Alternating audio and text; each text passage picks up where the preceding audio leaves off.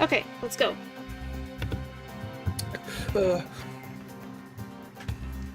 Hello? Alright, everything should be good. They should be able to hear you. They should be able to hear me. Daniel's here.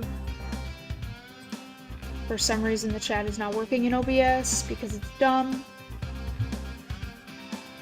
Uh-oh. Musa, Jace, Mega Zero X, and Ryan Curtis, hello. And Super Tuck, hello.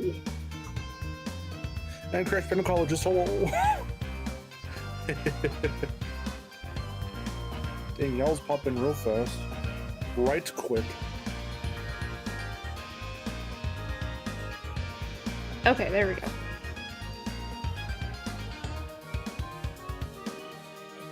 But no, the chat's still not popping up in its own window, which it should. Okay.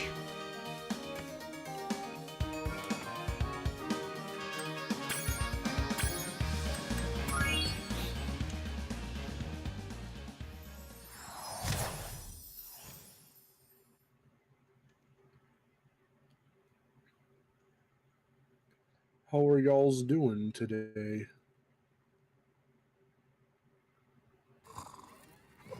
Ryan Curtis is playing TF2. Nice.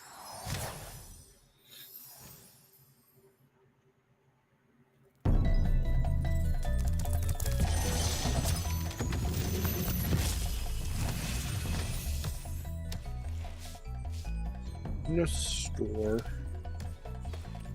Thank you for releasing me, Spyro. Free 10 dragons in the artisan world, then find the balloonist. He'll transport you to the next world. Happy early birthday. What about Nasty Nork? I'm going after him. Happy early birthday. Find dragons first. That's all I can tell you.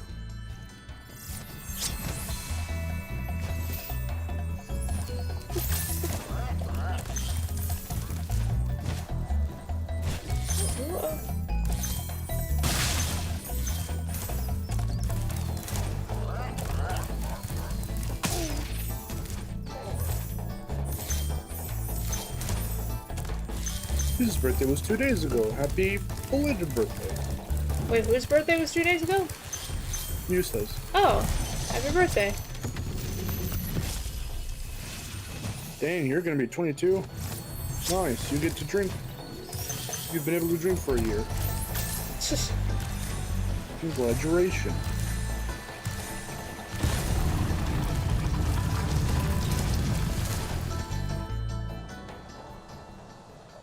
I'm gonna do your little race strat.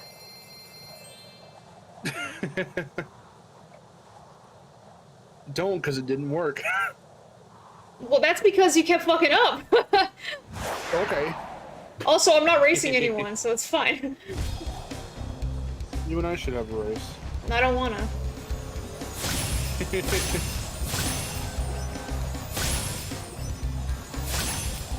Were you satisfied with my performance? Yeah, I thought it was a very good race. I was neck and neck with Dan the whole time. It's just that he had a better routing than me, and he made less mistakes. He made a few mistakes come, I think there was a little bit of Magic Crafters, but they were mostly happening to him in Beastmakers. But he still had plenty of time. I mean, those mistakes did catch me up, so at one point we were like doing the same levels together. Yeah. But then I kept messing up again. Like I kept getting some dumb deaths and some mess ups and stuff, to where it put me right back like an entire level behind him. And I was like, fuck. Fizzle! How was Treetops? Terminate. It was fine. I did mess up getting to Jed. That Jed's the one at the very end, right? Well, of course, yeah. Just so I don't get names confused. But yeah, so I messed up once, but I got it the second time because my final big jump was too low. Really? So Are you kidding me? What's going on here? Really? Really? Oh god. Oh my god! What? The flame's just not working at all. It's just not working at all. Okay, never mind. I'm dead.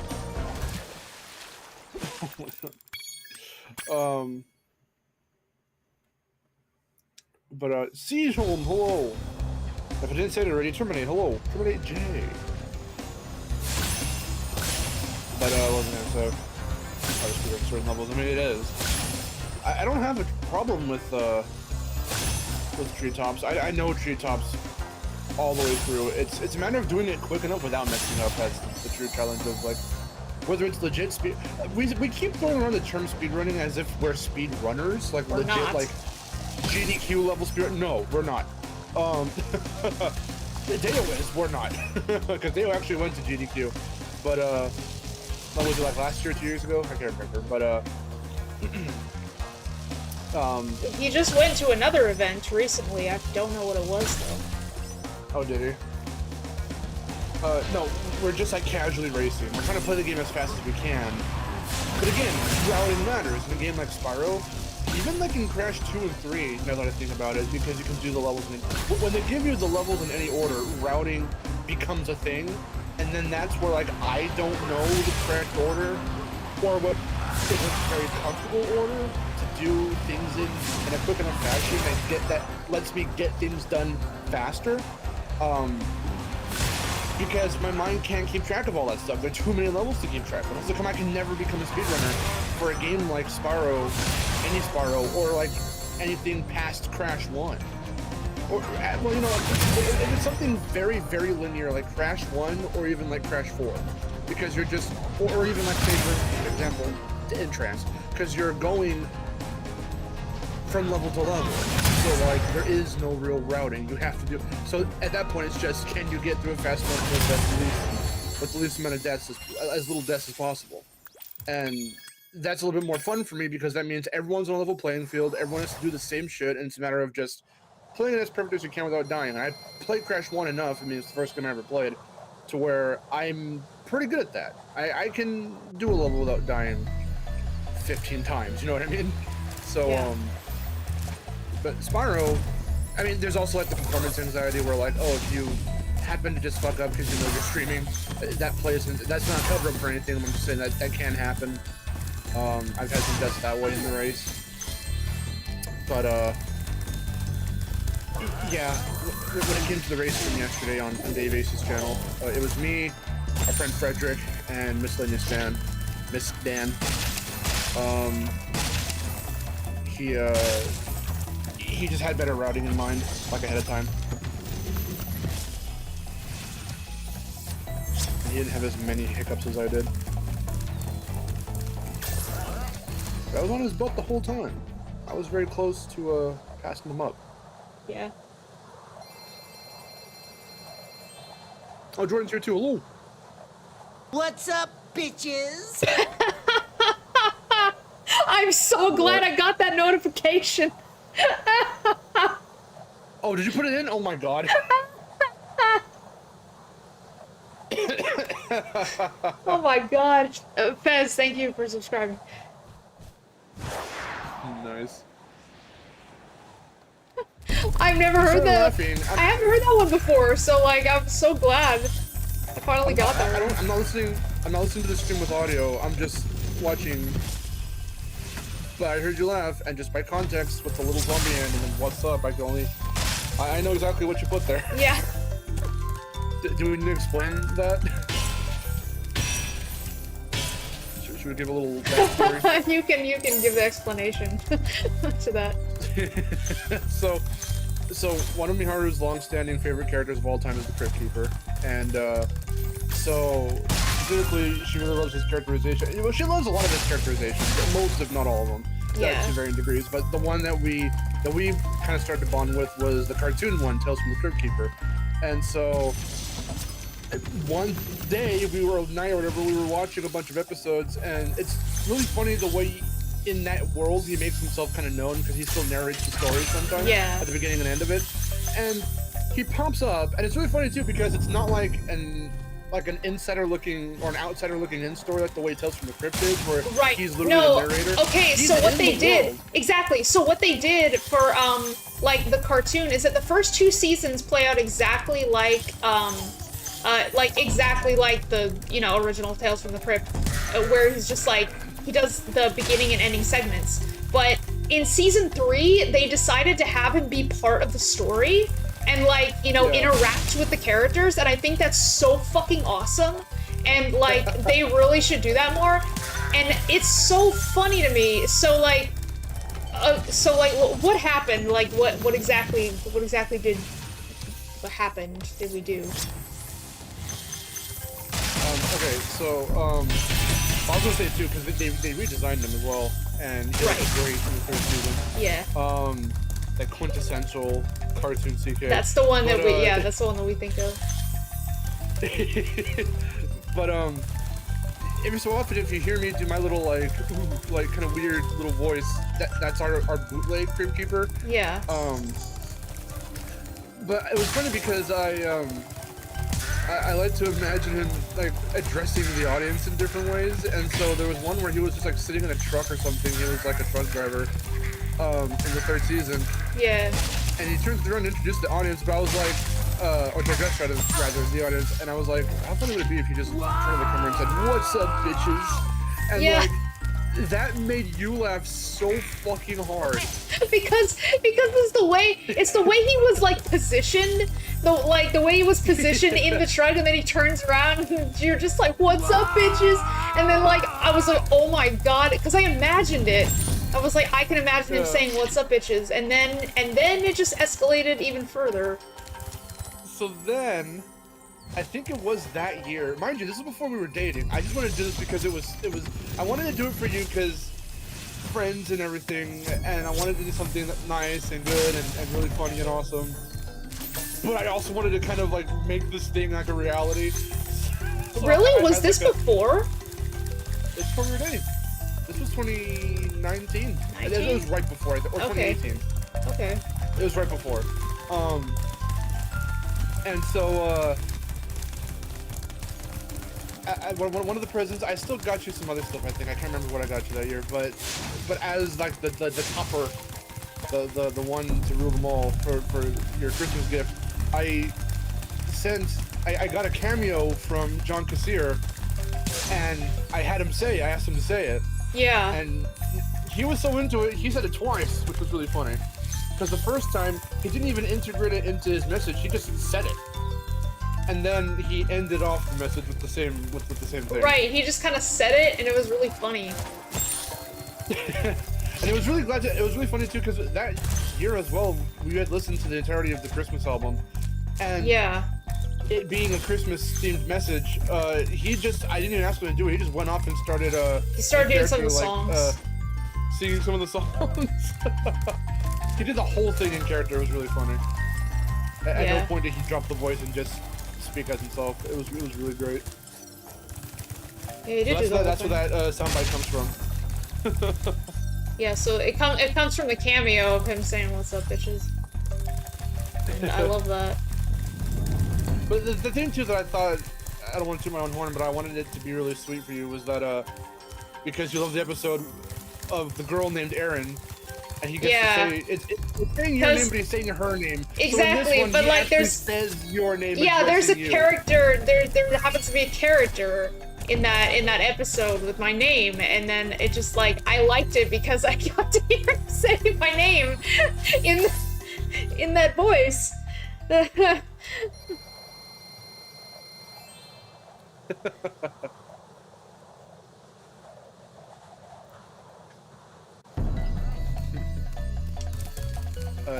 You have a Knott's friend by chance because someone's in the chat named Knott's Berry Tales Preserved plus Dark Rides.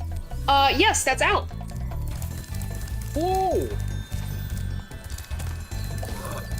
Sup, bitches? The rabbit in the house. Hey, Al. Happy birthday. Happy birthday.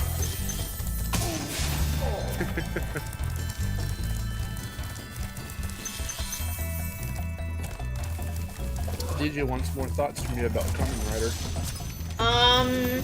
It depends. It depends on the question. Thoughts of Kamen Rider. I don't know how to pronounce it. Oh, you can't see it though, can you? Well, I mean, I can, but I just have to open the other window. I'll have to spell it, I guess, because it looks like Gotchard. It's Gotchard. Is it about the common Is writer? it a misspelling, or is that? Gotchard. Looking for. I don't know what that is. I don't really keep up with like common writer stuff. There's only like a couple that you know that you love watching. Kinda. Like, I mean, whenever there's like a new season, I know of it, but like I don't really like watch them. Oh, okay. Or at least I try to, and it's just like it's kind of it gets overwhelming to keep up with.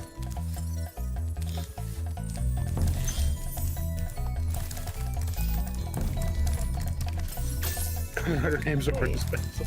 Well, no, I just have a general problem when there's a word that I'm like, what are these letters doing together to form this word? I can't pronounce it half the time. Happens with names a lot of the time too.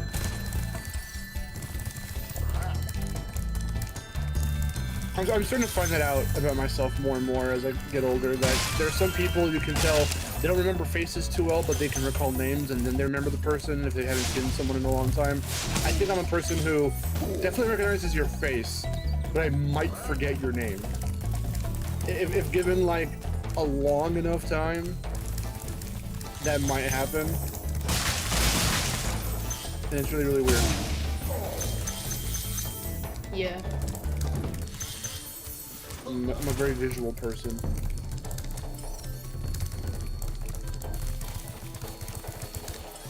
We've got un gem.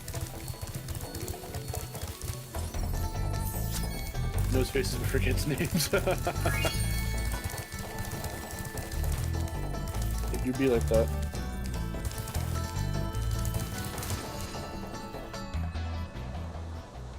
I'm one of those people, like in cartoons or other shows where you're like, my name's Jacob. All right, David. Like I'll just say a different name. I get like that too. I'm actually exactly like that. I know faces, but I forget names.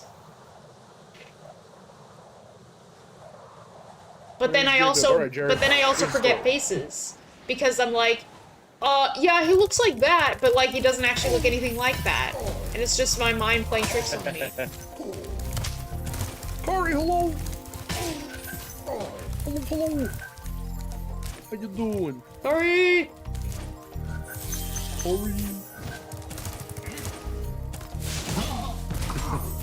Gumball is off. God, I am so glad that Gumball's coming back for a new season, and there's a movie coming out as well. That's gonna be really cool. I haven't watched the whole show, because I remember when Gumball was still, I mean, I wouldn't say new, but it was in its like first 3 seasons. I did make it a thing to watch every episode, but that was a long time ago, so I don't remember a lot of them. And it went on for about, what, I think 6 seasons? And I didn't watch as much of those ones, so I didn't even get to anything to where he was introduced. I just know of him through other, like, Gumball analysis videos and shit. Yeah.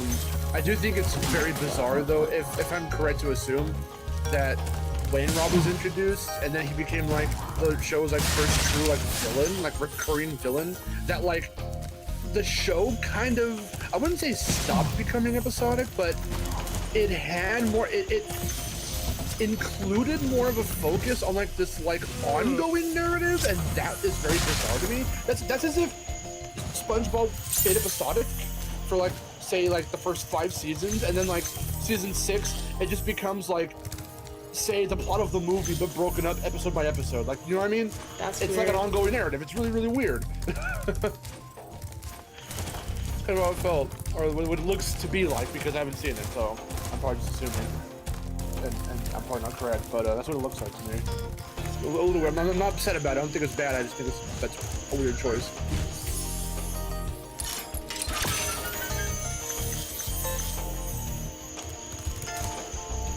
You ever watch Gumball? Yeah, Liquid, you should. I watched It's the really early good. stuff. I watched the early episodes of Gumball. But then I kind of like stopped watching it. I remember I had a top 10, like, favorite episodes from those first 3 seasons. But I forget where I put that list. I wrote it down on paper. I forget where I put it. Probably lost it. I remember The Kids was one of the episodes I liked because, again, Gumball was so. I feel Gumball was very like. How would I even describe it? Like, to put it into more words than I should, I think it's one of the best cartoons of the modern era because it feels not only like SpongeBob, but like it just it's so hard to describe. It just does a lot of things really well, and it doesn't really bullshit you like the audience at all. Not really. If it wants to say something, it'll say something, but it doesn't get too like South Parky or like. It doesn't get too political. It doesn't get because it's a kids show and it knows it's a kids show, but it does the SpongeBob thing where it can be a little more mature at times when it wants to be. It can make some adult jokes and the adults will laugh at them. I know this because my mom watched. I was watching a compilation of funny moments, and I don't just randomly. I'm by myself, and my mom walks by and sees what I'm watching. I tell her what I'm watching, and I showed her a little bit of it, and some just random adult jokes came up that she laughed at. She thought they were really funny. And I was like, if since we haven't watched SpongeBob in a long time, this should be the new show that you should check out. I was telling her, because I know you'll like it. Yeah, I just like the episodes with Nicole where she does cool stuff like that. She was my favorite character. Yeah, so. Anime fight. That was a really good episode.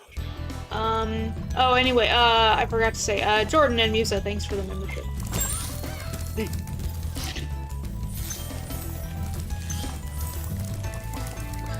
Captain Fire Spitter. Oh. Well, the Gumball was the first original Cartoon Network made in the UK. Yeah, and the animation came from a bunch of different like countries and stuff too. Like a bunch of different people came together. That's what Gumball. I'm surprised it has as many episodes and even seasons as it does because it took longer for Gumball episodes to be made, obviously, since it's like a mixed media show where it's got live action in it, it's got different animation styles, all of which takes so long to, perfect and everything. Mega Man 1, mixed media.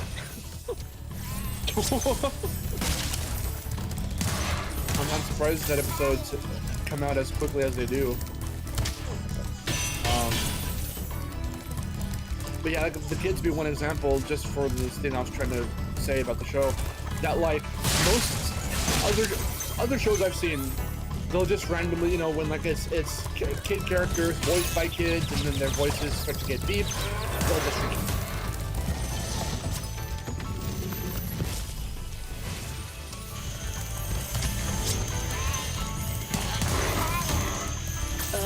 what happened?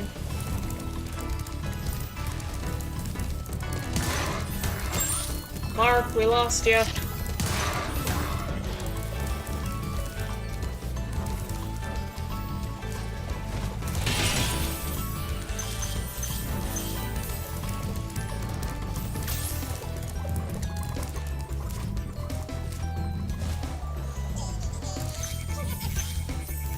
Hold on, maybe Cosme's being weird. Did it kick me out? Yeah, it did. It kicked me out.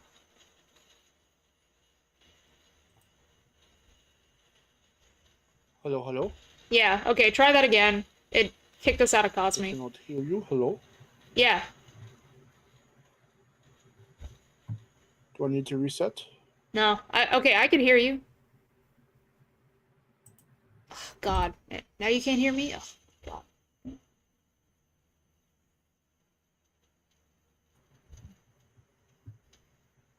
Hello? Yeah, hello? I cannot hear you. I don't know. Okay, well, I don't know what's going on. Can the chat hear me? The stream? I don't know. Can you hear? Alright, Yeah, it sounds like you're coming through. Did you reset? I still can't. I cannot hear you.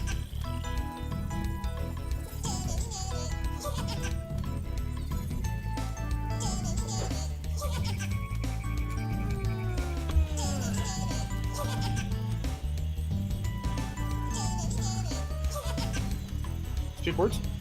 Okay, you can hear me now? Oh, yes. Okay, there we go. I don't know what happened. Ooh. Cosmic kicked us out. That was weird. It just kicked us out for no reason. Oh boy. Oh crap, I messed up. So anyway, what I was gonna say was,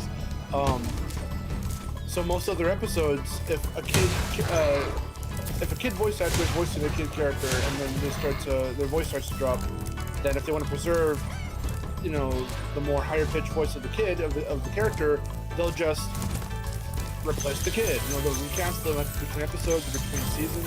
But the kids episode from Gumball makes it a whole plot point because the show loves to break the fourth wall, where their voices are for a while now, you know, their voices were lowering in pitch because of puberty, and so they made it a whole thing. They revolved the episode around it, and then by the very end, they replaced the kids, and it was really cool. It was a really clever way of doing it, and the fact that they like acknowledged it and broke the fourth wall in a really creative way, like that's what makes Gumball stand out from most other shows that just. Of course, I don't mind shows that just run straight narrative and do their thing. You know, you've got your Owl Houses and your Gravity Falls or whatever, but like. Yeah, but like Gumball, you say that like not a lot of shows do that, but like that's the shit that Chowder does, honestly. Like Chowder does things like that. Chowder's pretty close to that. I've seen a bunch of it did a lot of fourth wall breaking things as well. It acknowledges stuff too. I don't think quite on the level that Gumball does though, because Gumball makes it like really beats it into your head that even the world is a character. And the world can reject things if it wants. There's a whole thing. The Void is that. It can do weird shit whenever it feels like. If there's the other episode I like is when I'm forgetting the dad's name. Richard gets a job, but he's actually competent at it, and because he's an aloof type of character, the fact he's actually good at something, the world can't handle it, so it starts to fucking like corrode and like get all fucked up because he's good at his job. Oh, and yeah? sensitive. She's like, something's wrong, we have to stop him. Like, it's so good. It's so funny. So many great jokes. The fucking fact that when they go after him and the foreboding music plays with the choir in the back, the choir is chanting in Latin, in Italian, the ingredients for pizza, because he's a pizza delivery guy. That's fucking brilliant. The attention to detail is immaculate. I love the show for that. It's so good.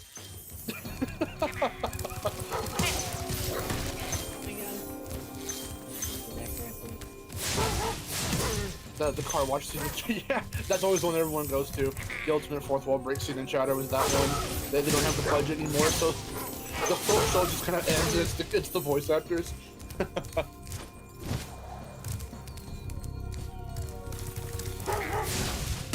What? Okay, he didn't even give me a chance. That was that. He didn't even, you hit him. I hit him and he didn't even like get singed. It was weird. No, he didn't. I saw that. He just like jumped over my flame.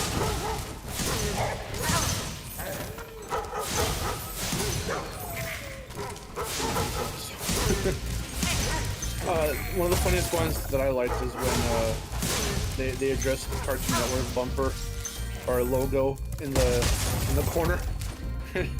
He's like, "Can you get that one off?" Then nah, it doesn't come off. That one was pretty funny.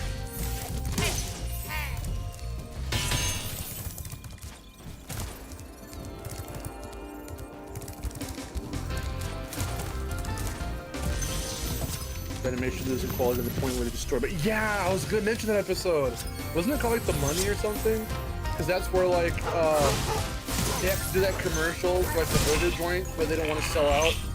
But because of the fact that they're starting to get poor and they don't have any money, like, the literal world just starts fucking falling apart. Like animation wise. Good episode. I love that shit. It's so funny.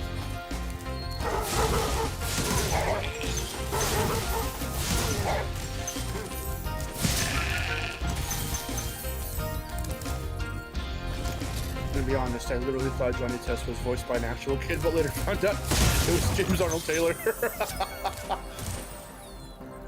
Hey, that's the power of a voice actor. I didn't know that Tara Strong was Timmy Turner. I thought it was a real lad. Really? Well, when I first watched the show, yeah. I guess. I don't know who Tara Strong was.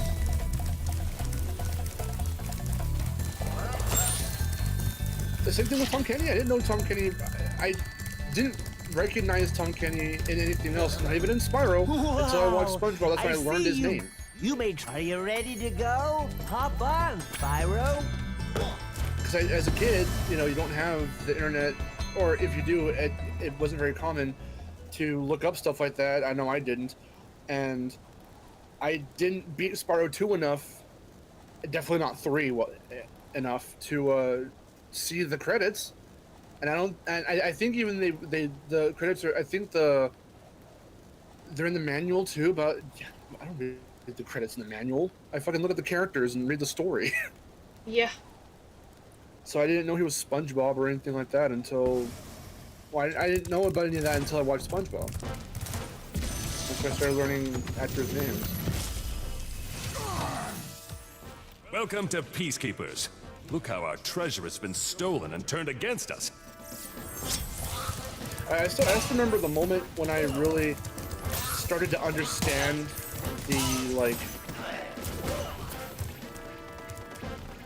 range of an actor was when I found out that Mark Hamill was both Luke Skywalker and the Joker. Yeah. Because I was like Luke? Like, that the same Mark Hamill? Like, really? Yeah, I think that's probably, yeah. That's probably when I, realized that too. I was like, holy shit, that's really cool. I never watched Rayman TAS, I only know Joker clips. Cool. But, yeah, no, I hadn't watched Rayman TAS, I just knew Joker clips. And,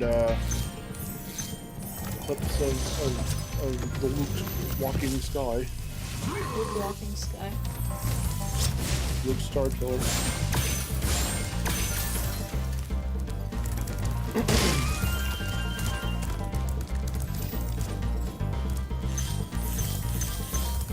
Magnus. Nice collision.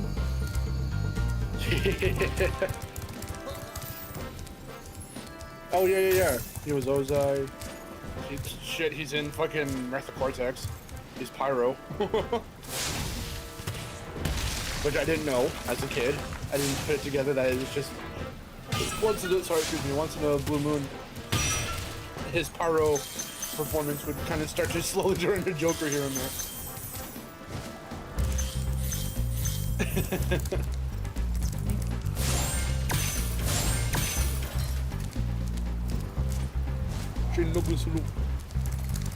Fox the Cloud Gaming, come on.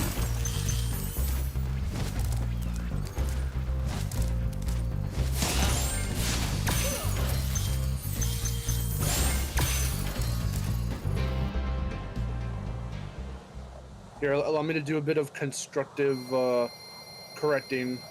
Spyro 1 was 120, Spyro 3 was 117.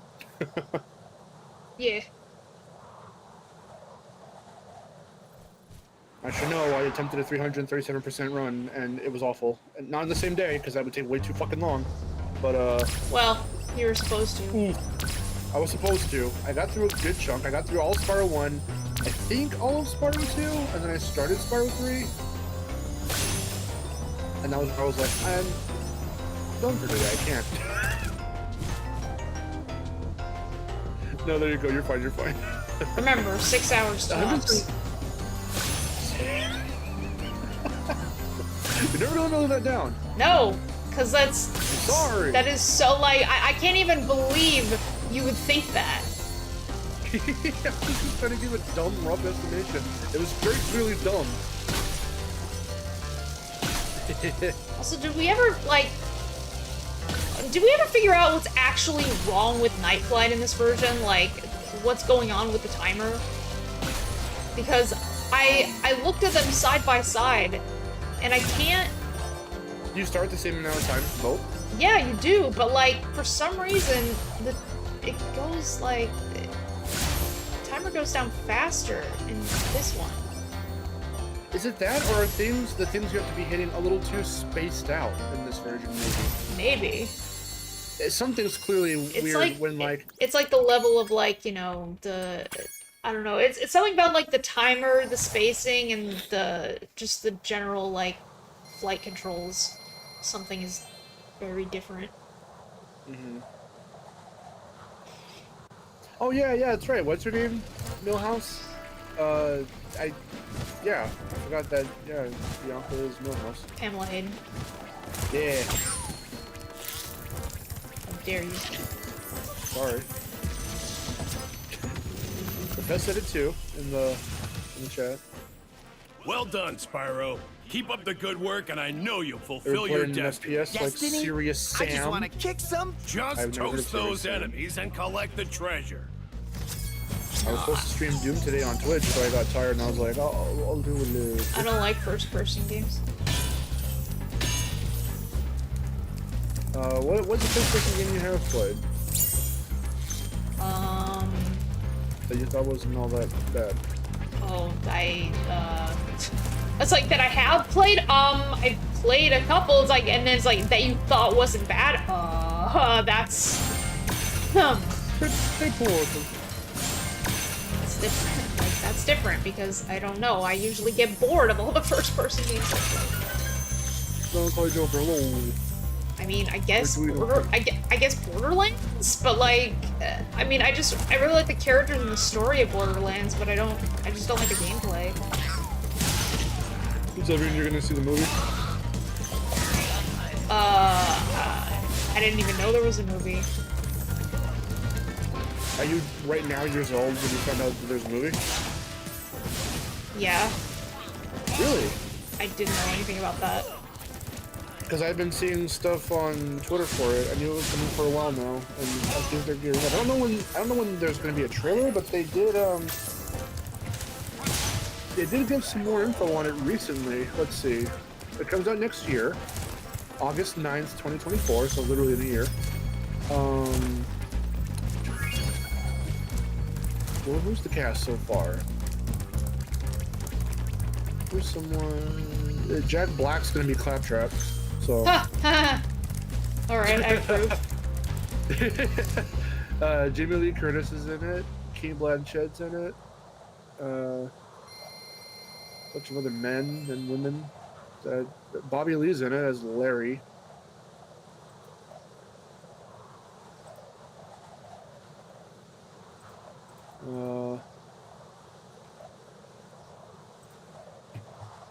Oh, Kevin Hart's apparently going to be in it. It's got some dudes.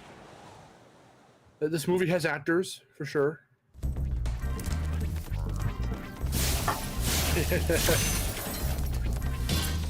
Yes, I did hear about Open Season. Oh, yes. Fez is definitely excited for that. Yesterday, after the stream, everyone was going, or probably even during it, they were like, oh shit, yes, it's Bogan time. Boog Nation rise. I thought it was really funny. I thought it was really funny how through this open season thing, I learned that that very specific scene from the Meet the Robinsons game is a meme template, and I'm just like, are you kidding me? That of all the things you can use as a meme template that I didn't know about, you're using that.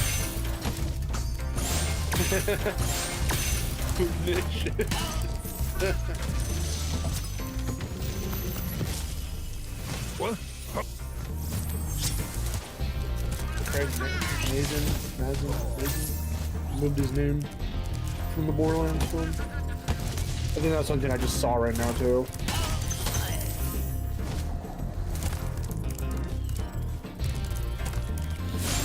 Borderlands.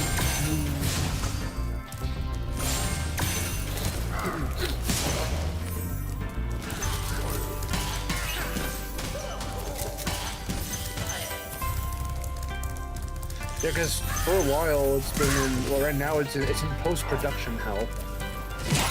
which is why it's been I moved press like circle. a I year. press circle. What then? It's interesting. Open season 2. There's a 4th? Excuse me, wait. You said open season 4. That's 4? What are these birds doing? Why are they doing that? Scared silly. What the hell? When did this come out? 2015. I don't remember this fucking movie. Is it just a Halloween special or something? Yeah, that sounds like Halloween special. Scared Shrekless. Yeah.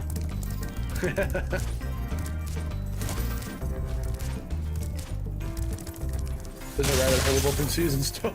I just remember the 3 movies, and now there's a show. That's all I know. I didn't know there was a Scared Silly. Is there anything else that's going on with the? That's where I first heard that the song, the Bear Picnic song, that apparently Grant Kirkhope based Grunty's Lair off of. Huh. I didn't know it was a real song. I thought that was just a song for open season.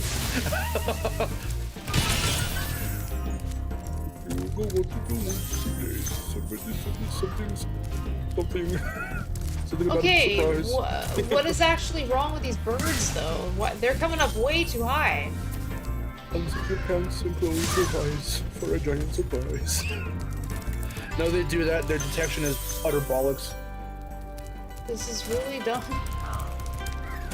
Again, for some reason, Reignited's enemy range for when you trigger them to do a thing, whether it's to follow you or do whatever, it's fucked. It's way too wide. It's wider than it should be.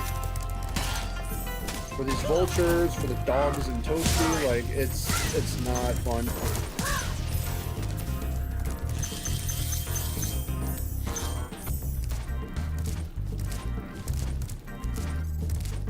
But they brought Shaw back? Are you kidding me?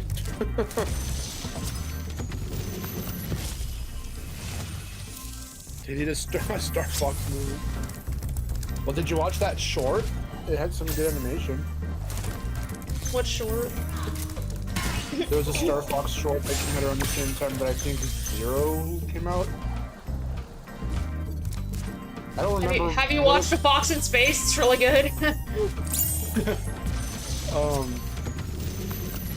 I don't remember what they did. It was just them doing Star Fox space stuff, but it had a cool animation style. It had that kind of cell shaded, low frame rate kind of look. It was that very anime. It felt very CGI anime kind of style. You know what I mean? Yeah.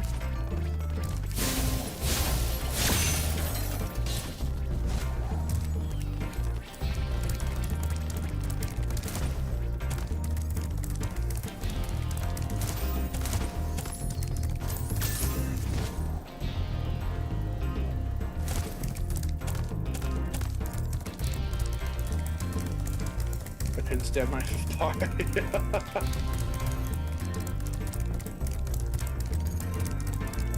Life of Pi. Life of Pi's fine. I'm surprised Ratchet and Clank didn't get their own show.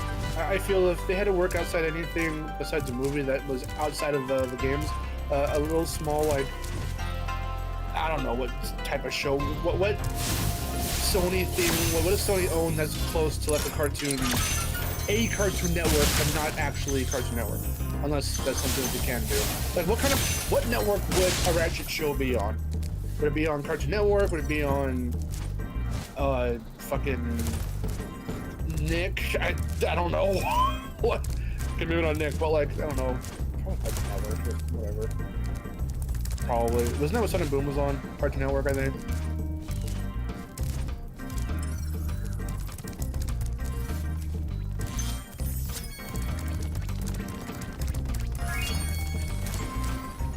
Life of Pi was okay. It just I had some problems with, I guess, the way it looked. Some of the animation looked a little cheap, but and then some of the humor is just well, okay, they're obviously they're still doing that modern Ratchet and Clank humor that I'm not so fond of. But yeah, it was fine. Nefarious looks good. I like his model in Life of Pi better than in Rift Apart. Because he actually has his classic colors. This is the thing, Life of Pi was a holdover from the movie.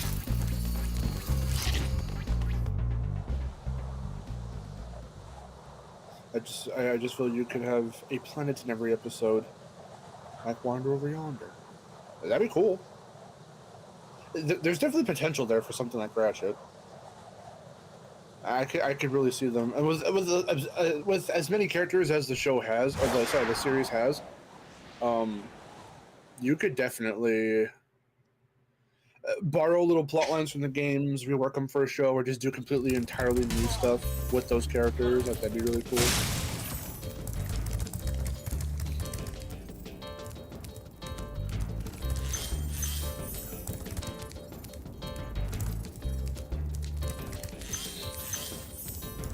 Ratchet and Clank 2, or like a sequel movie. Well, it'd be kind of hard to do that because of the fact that it was the reboot and the movie. That was as much as I like both of them. for me not being as nowhere near as huge of a Ratchet fan as Miharu is, and a lot of you guys are. Getting into the franchise insanely late, still within my early to mid 20s. I do still obviously admit that Ratchet 2016 / the movie is a very fucking weird, nebulous whole in and of itself. It kind of just fits in its own pocket dimension, where it's just okay, it's kind of based off the first game. It's got Drake comes back, kind of doing the same shtick from the first game, but the Nefarious is there, and these two things you have to kind of digest in tandem to get the whole picture, and it doesn't really lead to anything else because Rift Apart does not make any attempt to reference the events of that game because it's supposed to be a reboot, so it sets itself in its own little spot on the quote-unquote timeline, and it never gets addressed anywhere else ever again, and it kind of just did its thing and left, and it happened. It was certainly a game and movie that was made by people. And I was just thinking about this today, with how Rift Apart is, it was confirmed. Obviously, it's a sequel to Nexus. It has nothing to do with the reboot. It's okay, if it has nothing to do with the reboot, explain how explain the weird retcons that they did. If it has nothing to do with the reboot, then explain the retcon of how Ratchet and Clank met, because what they used in Rift Apart, for explaining the story of how they met, it was just you didn't say anything about Ratchet being an asshole though, and they kind of used the little picture from oh, we're just friends now. It's yeah, that's kind of it's a little bit of a retcon, a little bit. You can infer that probably it's no, it was still the same way. We're just showing this little static image, but it's no, I don't really think so. Well, too, because they're trying to save. What would have been an awesome piece of detail is if they did recreate the old model for that hologram. Exactly, yeah. To really show, okay, we are, without hiding it, taking the story when we're retelling the events here in this little ha-ha funny bit. Hey, what's on We're the taking it directly from the first game. But they probably just saved money and just did the one model, so it looks very Ratchet 2016 there. And it is a little weird, yeah. He was a buffalo. Kyoko, hello. Yeah, it's and also there's kind of that, there's the whole thing about when you use the Rhino 8, asshole. When you use the Rhino 8, you get that sheep that kind of resembles the sheep that Drek was turned into in in the movie, in the reboot. Yeah. The sheep that Clank sits next to when they first go to Xerxes, that is confirmed to be Drek. That right there, that's a full retcon. Drek is supposed to be dead. He's supposed to be straight dead. Yeah. So I don't know. Like, it's generally supposed to be dead, because even if you take... You can get to almost anywhere from the here. movie into consideration... Yeah, they blew up the planet he was on. Yeah. So I don't fucking know. Because, too, yeah, even when you get that, you get the sheep as a little thing you can read the history on, yeah, it throws it in there at the very end. Drek's never been the same or whatever. So... yeah, I don't know. It is very bizarre. Cause like that's an actual full retcon. You can't say oh this like this has nothing to do with the reboot when you have sheep Drek, because that didn't happen in the original. Like that just didn't happen. So saying it has nothing to do with the reboot is a lie.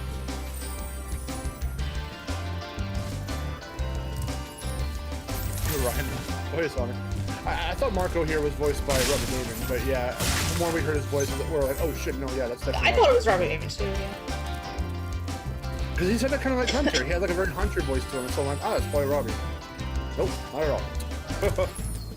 Well, then they both can do the same type of voice. Yeah, true. We're talking about Ratchet and Clank and where Rift Apart chooses to and not to acknowledge the reboot as part of the continuity, which retroactively retcons some stuff. So same thing with, I mean, it's the same story with Crash 4. It's like, where does that shit sit on the timeline, and what does it do this, what does it do that? Oh wait, but they acknowledge the games through a cheeky little whatever, and oh, but the twins are still around. How are they in? How does the space dimension know them and shit like that? And it's like, who fucking knows? Who cares? What are you guys doing? Why are you walking toward me all menacingly? Foreboding. Sometimes I forget that happens. So if I'm like checking something, if I'm streaming or doing whatever, they'll just menacingly like stomp towards me and they'll hit me. Yeah. There'll be another Ratchet for PS5. Yeah, we're hoping. Nothing's been confirmed yet. It's like Insomniac's busy with. That's not actually. Spider-Man That's 2. not actually supposed to happen. I mean, well, I'm not sure if this is the case for the first game, but definitely in the second game, what I learned from like, I don't know if it was like a speedrun or just like little tips and tricks or whatever. If you turn the camera away from an enemy, they won't attack you because they can't see you because the camera's turned away. In Spyro? Yeah, in Spyro 2. The original Spyro 2 specifically. I'm not sure if it works that way for the first game, or even the third game. That's interesting. What about Quark? Didn't he die too? No, he didn't die. No, he's alive.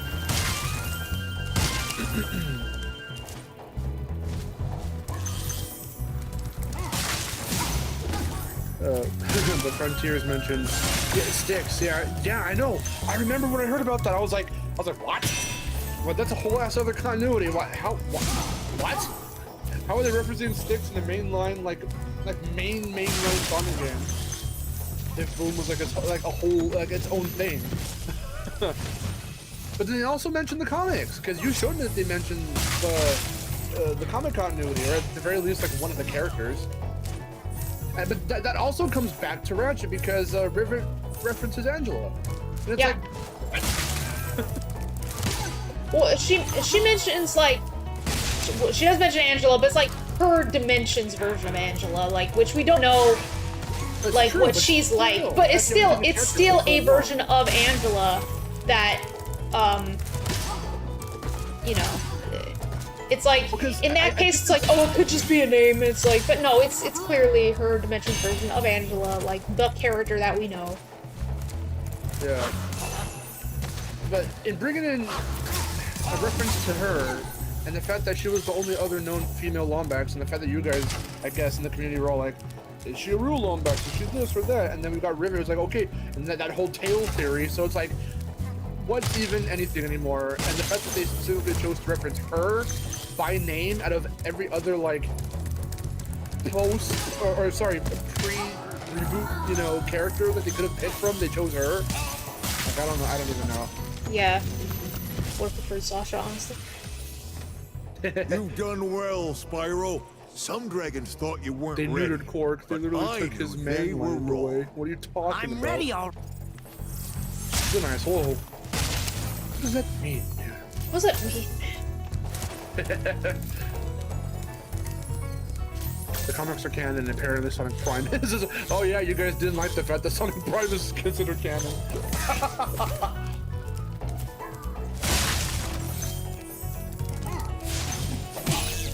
I didn't say anything.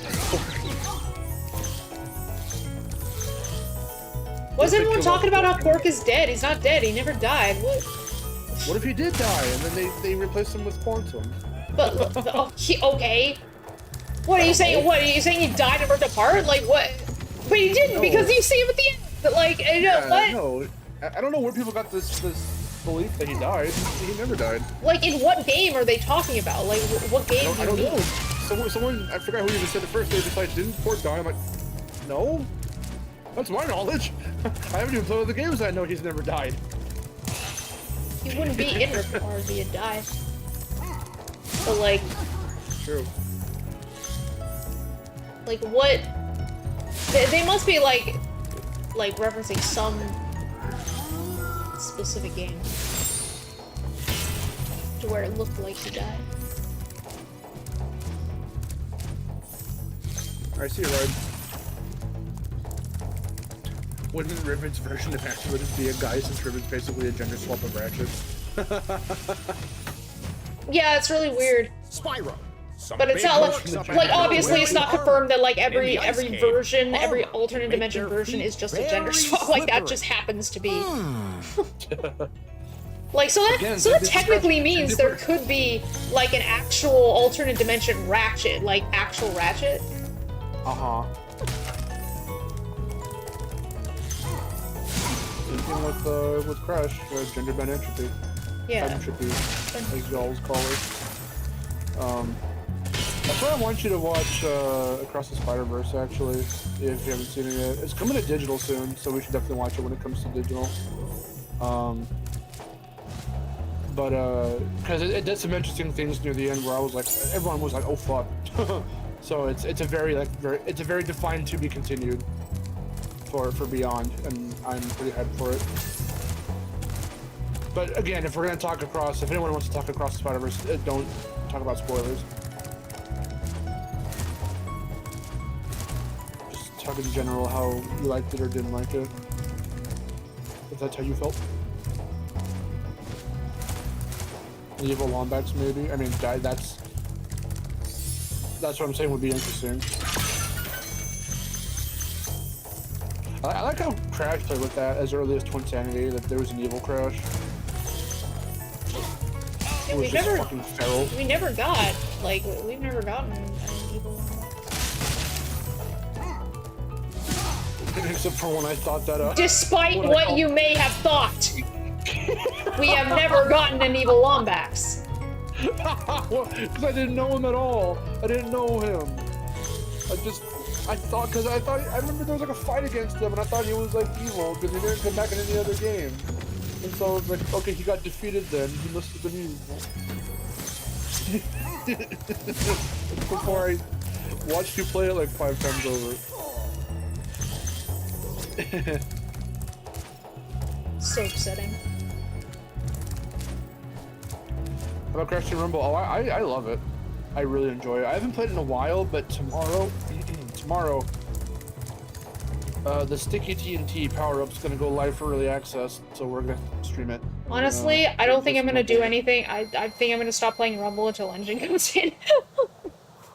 I mean, that's fine. I mean, you know, I think people need to understand that, because even though it's not nearly the way it was for Nitro Field, where you have to play every day and make sure you get all the shit, here it's more of like, okay, play every day because you're leveling up your characters and you're leveling up stuff and you're earning goods when events go live.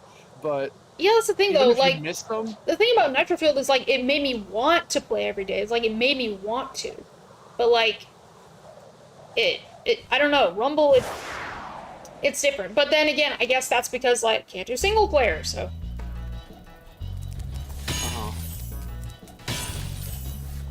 Fake Crash is an alternate. He's not evil. He's a neutral character. He'll just team up with whoever benefits. If it benefits him in the long run, he'll team up with whoever he needs to. He's teamed up with the bad guys. He's teamed up with Crash and Coco and them. He actively helps you in the fight against Intran.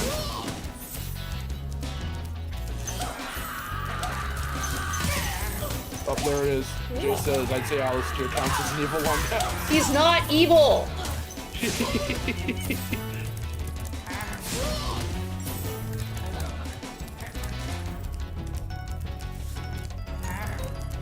Hello from Brazil. Yay, I love Spyro. Do you pronounce it Sibel? I hope I'm saying that right. Hello, welcome. He was the main villain, yes, or not? He wasn't the main villain. He was the final villain, like the true villain. There we go, true villain. He was the true villain of the story, but he's not evil. The main villain was nefarious, but Sibel, yay, I got it right. hey, Sibel.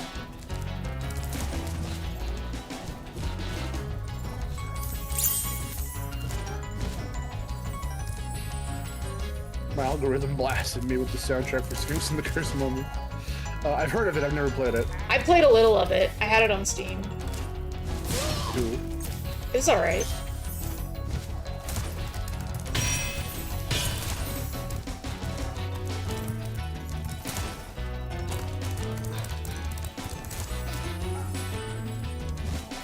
Or dies and going commando?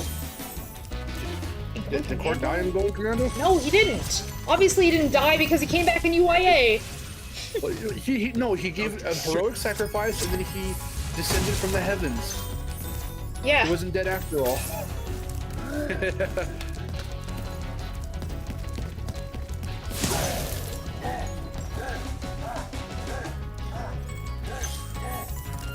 Obviously, he's very prominent in UIA because, you know, because of his rivalry with Nefarious. I completely forgot what I was supposed to do. Fez in UIA Court faked his death. Yes.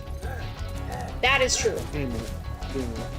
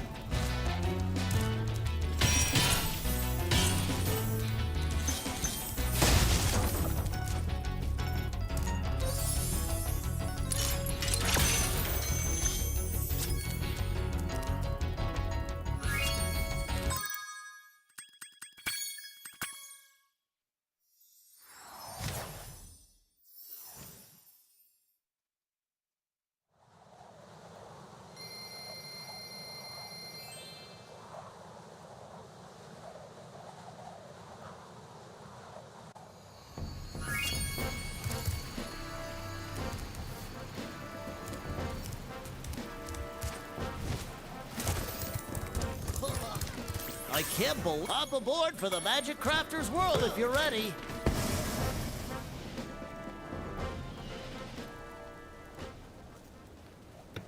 Wow. Hello. Limited run games a good. Like I don't know. People hate limited run for whatever reason, but like I don't know why. I don't know something about their practices, but I don't know. If they keep making you know ports of Shantae and stuff, I don't really care because it's the only way I'm getting Shantae. Yeah, it's good ports. It's they help out indie creators by giving them, allowing them to make physical copies of their games. Everything I've bought for them has come in an orderly manner, in a clean, neat, professional manner. Nothing's ever come busted or open or anything like that. Solid work on everything that they've done. So I don't know why people are bashing them. I don't know if like a person from the company has done some stupid, weird, shady shit or what. I don't know. I don't know. Maybe it's an Activision thing. Spark Soul. Spark Spareware. What's up? Yeah.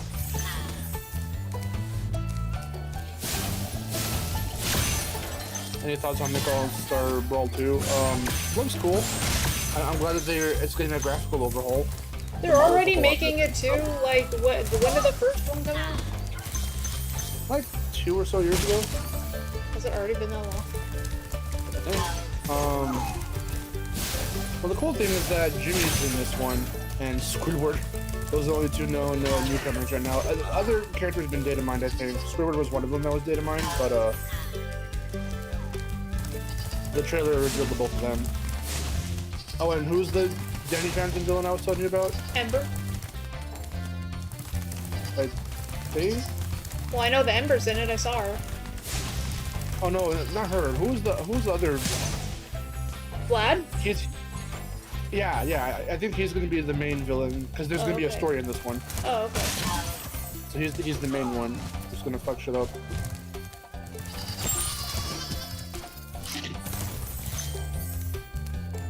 I just want Rob Godfrey fucking villain back.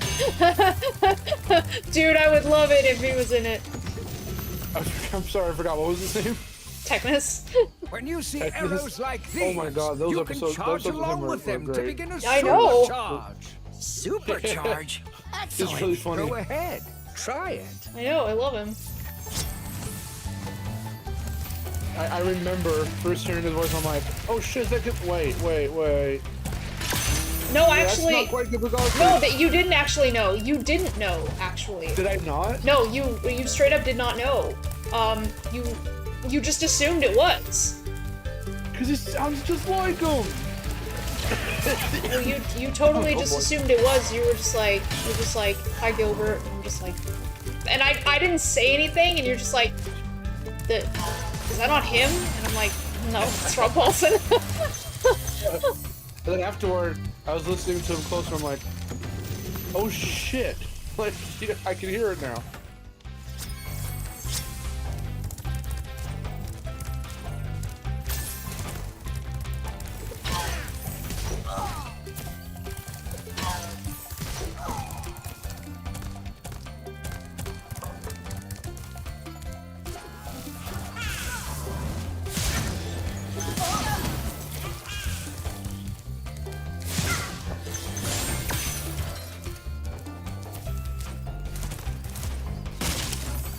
Oh yeah, that's right.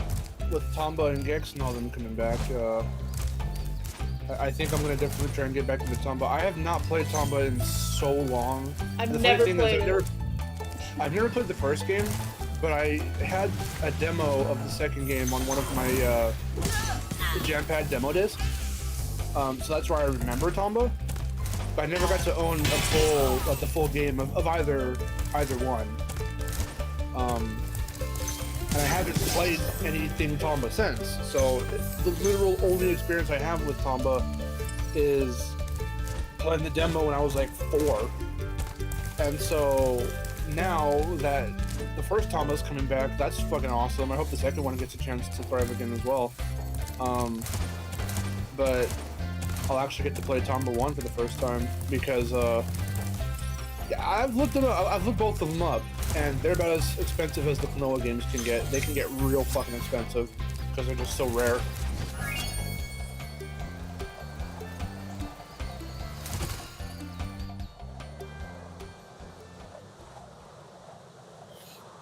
And Gex, I have entered the Gecko, but I haven't played much of it.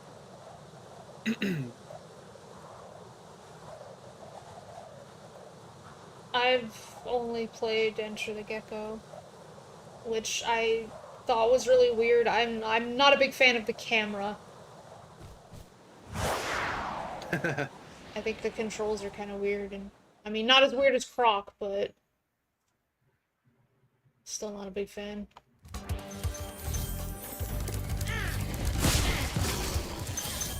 Oh, Fire Spitter, do you really not know who Gex is? You should definitely look him up on Google.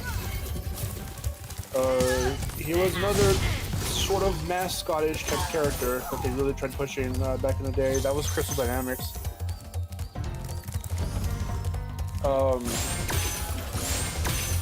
But before the days of modern Tomb Raider and whatnot, there was once Gex. Gex has a very the way that Gex progresses in his games is very Rayman. Because the first game is very Rayman 1 in the way it's styled and like presented, and then like 2 and 3 are like same as Rayman. They went 3D, and those are the ones that everyone remembers. It would have been cool if Gex was ever able to hit PS2. They would have been able to make it look really good. Yeah. How come the balloonists and fairies didn't have actual dialogue in the original versions? I don't know. They didn't. Why they save on memory, or they just didn't think about it? They didn't think about it. They didn't think it mattered. It didn't matter to me. To me, being a 90s kid, it's weirder that in Reignited they do have voices. Especially when fucking Blobber is just coming out of the first one's fucking mouth. Marco or whoever. Like, what the fuck? Why is there a dragon named Marco and also a balloonist named Marco? It's almost like they forgot. The guy who named the balloonist was not the guy who named the dragons.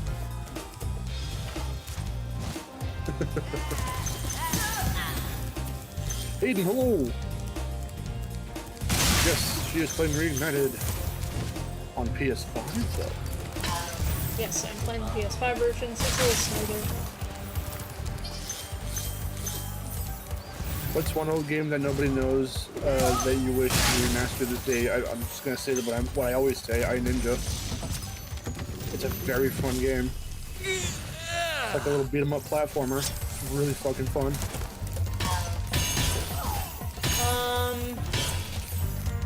Let's see. I don't know if Dinosaur Planet to be remade, but hey, if I can't get Beyond Good and Evil 2 an actual sequel to that game, then I'll settle for a remaster. That'd be cool. Kyoko wants to know how you come up with your fox character. What are you talking about? She is a fox in real life. Yeah. It's real. I'm real.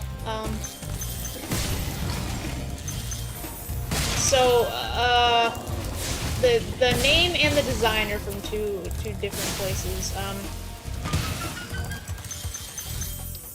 So the name I got from a Japanese name generator, in high school.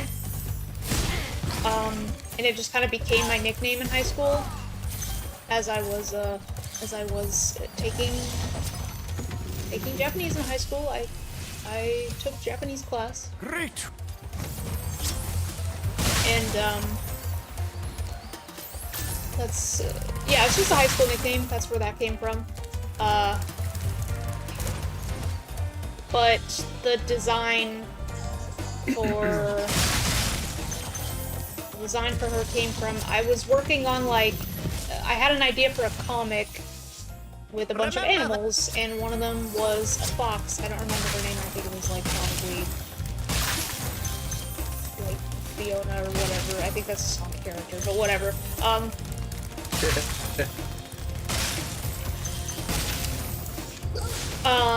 So yeah, I had a fox character, and it was just like a regular, like, Anthro Fox character. But then I decided to take that design that I came up with, I just made it purple. And I was like, okay, that's me now. And then I, gave it glasses and, like, a little brown hair. And I'm like, yep, this is my persona now. It's really cool. Like, in true character, in true, like, cartoon form, you had your, like, really early beta design, and then you just kind of reworked her more and more, and now it's what we see, like, here, even though that this one was done, the VTuber or PNG Tuber one was done by a different artist, but, like, now all these other people do their own take on this design, and you've got your definitive look now, and it's like, it's so cool. Yeah. I love like looking at stuff like that. I love like learning histories of like cartoon characters, and they look so sketchy and so like this was their early ass design.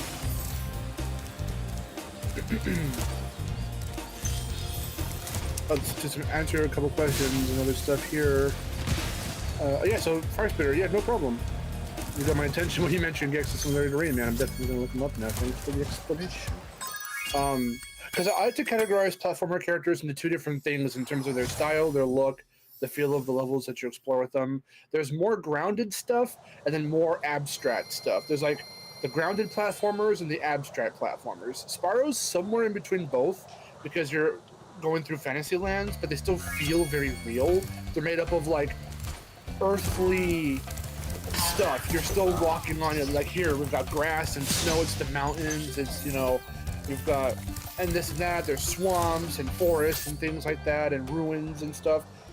But then you have something like Gex where it's the TV land and now you're in Kung Fu Place. Now you're in Spooky World. Or like Rayman, you're in a fucking band land and stuff like that, right? Like it's super like psychedelic almost. Like Glover, Bubsy even falls into the kind of those categories. So that those are the very abstract types of platformers. But like Mario 64, I would say even arguably falls kind of into that category.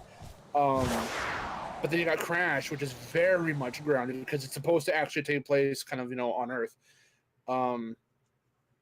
So it's actual locations, and the earliest depictions of Crash, they straight up say, yeah, it takes place in Australia and stuff like that. So, and those to me, I feel I like just a smidge more because of the fact that with something like Crash, like 1, for example, you can get away with like having the progression of going from island to island, place to place. It feels very much like you are going somewhere. You know what I mean? Yeah. I do love Spyro, and I love, you know, Banjo and everything 3D that's Mario after 64, where you have a hub world, and then you go into a level and you come back to the hub world. I mean, even Crash ended up doing that literally after the first game. But in Crash 1 specifically, what I feel makes that game so special in terms of just the platforming and the traveling is that it does feel like you're traveling from island to island. And there's subtle things like in the background, the skybox moves, the detail, the castle getting closer, that reminds you of that, and it's really, really cool. Yeah. Huh. I just realized when I was in Ice Cavern, I didn't skip Totoro, did I? I don't think I did. No, you didn't. Okay. We were talking over. We were talking about Ratchet, but you were talking over. Okay. Yeah, I was like, because I mean, I've been skipping dragons, and I've even been skipping the ones that I like, but I was like, I hope I didn't skip them. No. No, you didn't.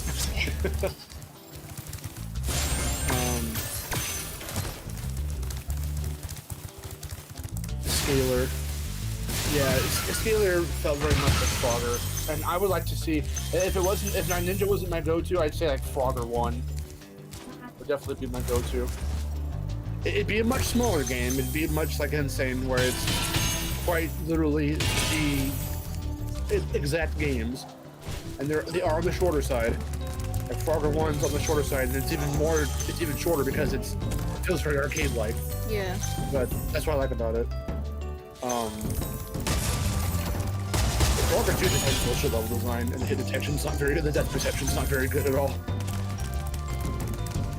As much as I say I hate Frogger 2, I really, in all transparency, I really don't. But it was not fun to play through. And by the time I beat the game 100%, and that just means you have to get to the end of the game. That game has a weird bullshit save function where you have to make sure you have a memory card installed, and you make sure you make your save file at the very beginning when it asks you before you get into the main menu, because if you don't, you cannot save your game.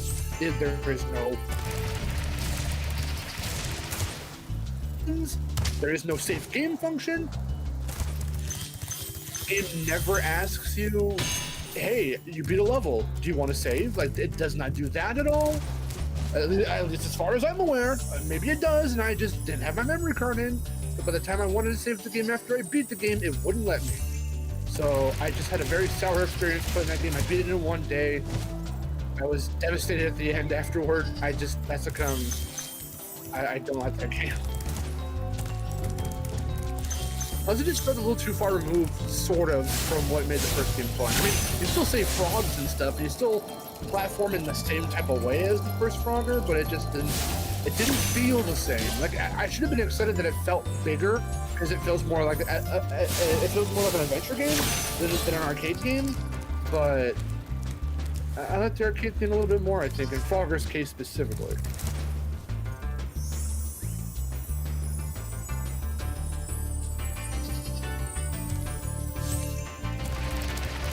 Rayman's also a franchise. I want to see what you get. Yeah, everyone, you and everyone else too. I only want to see Rayman 4 if it's gonna play like Rayman 3. I probably already asked you this. Did you see those Rayman 4 prototype leaks? Yeah, yeah. You showed me that. Combining your soup. Yeah, it wasn't exactly going to be Rayman 3. It wasn't going to, like, it didn't feel like an evolution of Rayman 3 necessarily. It felt like, okay, well, now that we've got the mechanics of Rayman 3 down for how the new combat is, we're going to kind of, like, sort of deviate and do some different things, because there was that weird tether thing where you can swing rabbits around. You were going to have, like, literal combat where you punch and kick them instead of swinging your fists. That dance mechanic was very weird, but it was kind of cool. What they really wanted to do, I think, with that game was the scale, because that's where you could tell, like, oh shit, like, with those big, like, rabbit robots that stomp around in the background, like, they make these big thudding noises with their footsteps, and you can feel it, because the camera kind of shakes, and they're, like, way in the back, but you can hear the distant, Yeah. but that was pretty cool. So I think scale, and the fact that you're controlling, like, these, every so often you control these giant creatures, like these, like, or animals, rather, like a giant tarantula or a giant bald eagle. Like, it's definitely the scale they wanted to go with Rayman 4. But I wonder just how much, too, they would have actually, because again, every Rayman game kind of tends to retcon the previous. So, like, I wonder if, like, Glowbox was going to come back, or the TNT, because there's no mention of any of that for Rayman 4, Rayman Raving Rabbids, except for Glowboxes, but they look nothing like Glowbox. They're just, it's like they just kind of had to retain the name, but other than that, they're the fucking simplest they've ever looked. Those models are that are in the final Raving Rabbids. Those baby Glowboxes are very simplistic, and they're not very well textured, and they look really, really bizarre. So compared to the baby Glowboxes of Rayman 2. They're not the same at all. So I don't know just how much of, like, the actual Rayman-ish stuff besides Rayman himself was going to actually be in Rayman 4, because so much felt so different and so much, like, bigger.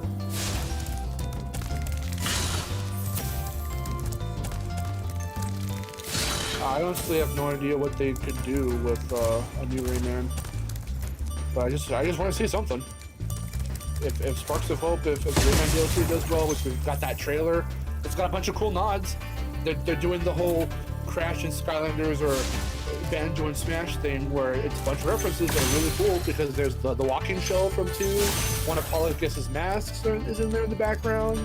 You can, I noticed this, this is how, again, me being all going into fan mode, the effect, the particle effects or whatever of the little tether that Rayman throws to attach himself to the purple lums to swing in that trailer, the little blue bead-like beam, is from Rayman 1.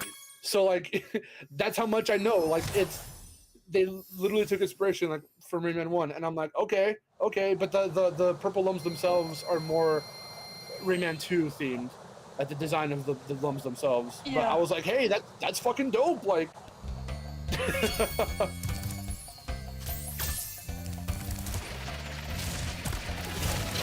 if they do, it's a very familiar feeling, because we went through that with Crash and Skylanders. I'm like, oh shit, it's GMT, oh shit, it's his jetpack and bazooka. So, like,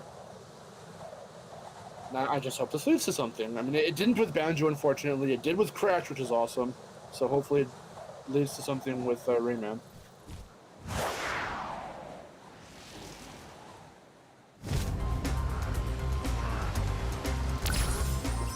It's really funny with Crash thriving, Rayman thriving, Mario RPGs coming back with a ground-up remake. There was this post I saw where it's like characters who are now relevant again, who people want in Smash, like starter pack, because everyone wanted Crash for Smash. That was before the Crash franchise came back. Everyone wanted Rayman back in Smash Wii U. And since fucking Brawl, people have been wanting, or I think since Melee, actually, people have been wanting Geno, and it's never happened. But with RPG becoming relevant again, by extension, Geno, people are like really hoping for that again.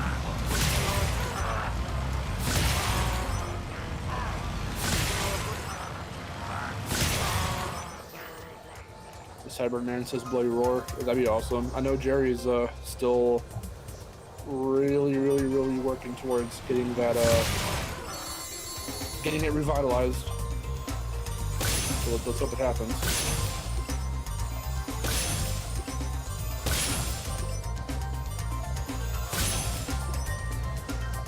This Spyro art book and other game books explaining the process of how the game was made. Yeah, I love looking at shit like that. Yeah, you're working on your own game yet? Same here. That was not the optimal path, but I did it anyway. Oh my god.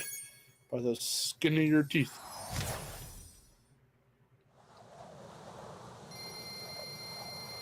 Yes, Adam, yes. Lofty Castle. Favorite music, yes. Same. Not only does it dive right into that dreamlike feeling, and it's one of the only songs that really primarily features the piano, but it also, I would like to point this out, it samples a previous work of art that Stuart Copeland did.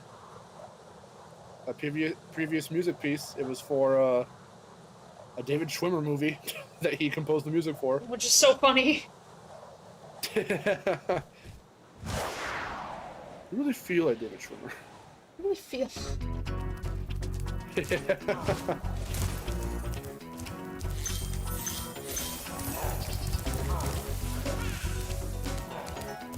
Sparks, why? Sparks, why? Oh, Sparks, why? For some reason, it's become my new favorite thing to quote. I haven't even watched that episode or clip recently, but I just fucking love to quote it.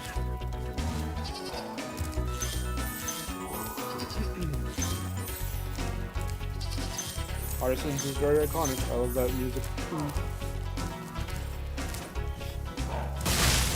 I remember seeing that clip from Reignited. One of the first clips of Spyro just running around in Artisans, and the lighting wasn't quite right and the colors were just a little bit muted. And for some reason, they had the music stuck on like dynamic mode, like as if you were idle, but Spyro's running around. So people thought it sounded too simplistic and too dreamlike, and they were like, "This is might want to change that a little bit, make it sound a little more full, a little more, you know, upbeat." And then when the launch trailer hit, and you don't hear the music, of course, because it's a trailer, but you see the new revamped Artisans, that's the Reignited Artisans, and that was one of those moments that made me go like, "Oh my god!" Like it got me real hyped. Yeah. Because it looked so much brighter. It looked so colorful. The colors like damn near matched the original. I'm like, oh my god. Remember how angry everyone was over like the colors and just like the way it looked and the dragons? Yeah. The original Nestor. Yeah. Remember how angry everyone was over a hat? Yeah.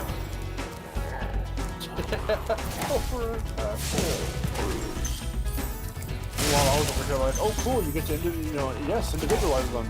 Yeah, I know. I was doing the same thing. I was just like, oh, I wonder if like all the dragons are gonna have like different clothing. I was like, oh, that's cool. And then everyone was like, dragons aren't supposed to wear clothes. I was like, what's next? They're gonna give Spyro a little necklace.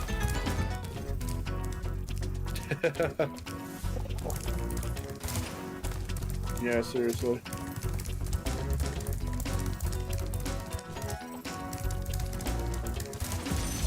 Ty and Billy Hatcher.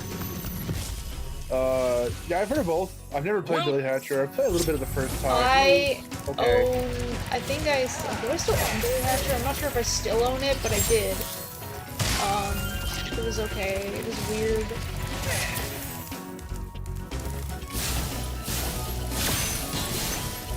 Rage.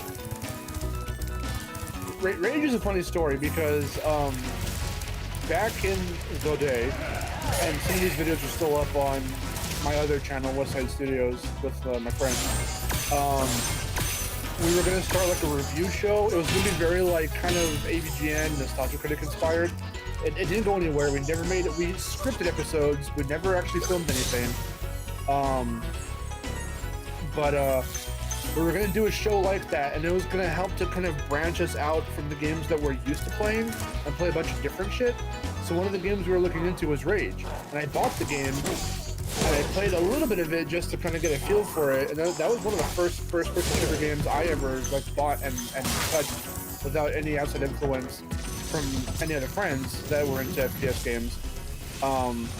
Even though it was still for a purpose, it was to do like this review show. But point being, you know, I bought it, I played it, and I didn't even know it was from id. So it was before I really knew much about Doom and all that stuff. So I didn't know anything about that. It was an okay kind of game. I didn't play a whole lot of it like, at all, but it was whatever. It had this very particular feeling to it. And then yeah, after a while, you know, I forgot about Rage. Then I found out Rage 2 was happening, and I saw it at E3. I'm like, oh. And the fact that yeah, it just has a completely different vibe. It's like kind of comedic, and it's like very more, it's much more colorful. And I was just like, whoa. I don't remember Rage, the first one, being like this. What the fuck? Talk about a tonal shift. Like, what? Kyoka, thank you for the membership. Yay. Yeah, it was really funny. Heard of Knights of the Dreams? I've heard of it. I've never played it. I know it's on, like, Dreamcast and Wii and all that.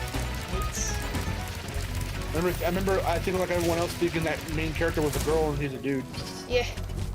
Well, that's a shame. He could be a really cute girl. I thought Knights was non-binary. I don't think he is though, because I think I definitely heard them refer to the character as he. Okay, that's fair. He could be though. Oh, in this day and age, yeah. He definitely could be a they, them. I'd be surprised if they like made a new Knights game and then just kind of retcon his gender or his sexuality or whatever. Yeah. What was that thing that I said about Catbat? I was like, use non-binary? That's cool. But it won't stop me from kicking your ass in Rumble. Yeah. Yeah.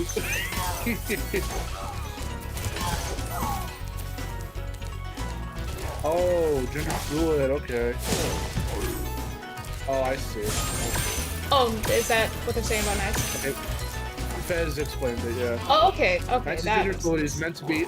He's meant to be us in dreams. Okay. Right. Okay, I understand. So the player. Okay.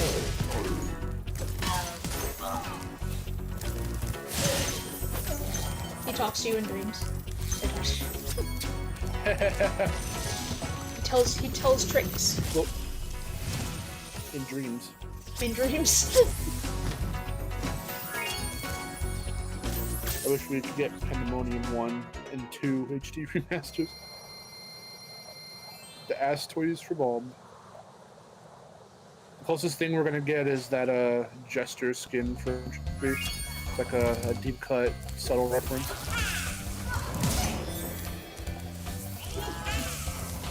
Favorite PSP game if you've played one and why?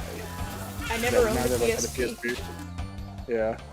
I never owned a PSP, but I've watched playthroughs of certain games. I watched a playthrough of Medieval Resurrection, and I really like how that game plays. Like, I think that game is really funny. I really like the cutscenes. I would try out that. I'd try out Golden Abyss. I'd probably just try out Ratchet and Clank, and that was on PSP, right? Yeah. Well, it's on PS2 though. They have a PS2 version, but apparently it's just a bad game overall. I don't really care. I would probably just play it anymore just to see. Even if other people think it's bad, maybe I might like it. You never know. Can't always assume just because the majority of things bad that you yourself will think it's bad. Sure, but like, I think it's like bad for like, yeah, like for very specific reasons. Like not like, oh, this game's bad because blah blah blah fan things. Like, oh, yeah.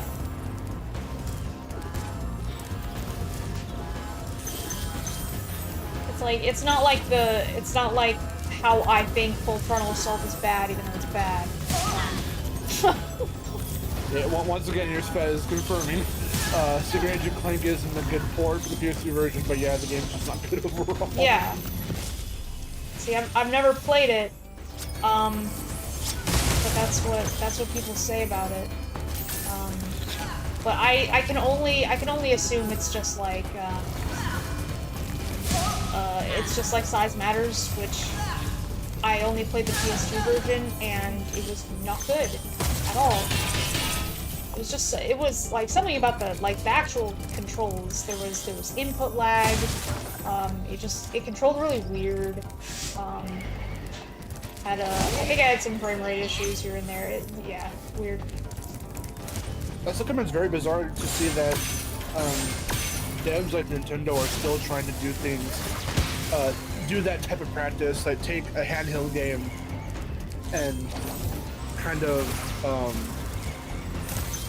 scale it up and port it over to a home console, because Luigi's Mansion Dark Moon's about to get that treatment. That was one of the latest Nintendo Direct announcements, was that Luigi's Mansion Dark Moon was going to come to Switch, but it was a 3DS game originally, so I don't know if the quality is going to be as good if they're taking just the literal tech and whatever else and just throwing it into the Switch. I'm not sure how they're going to do it.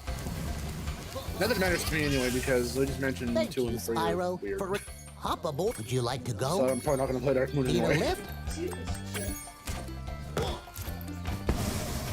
Rayman 2 on PS2. You talking about Rayman Revolution? I played a little of Rayman Revolution, and it's good. I mean, I liked what I played. Yeah, I really like it.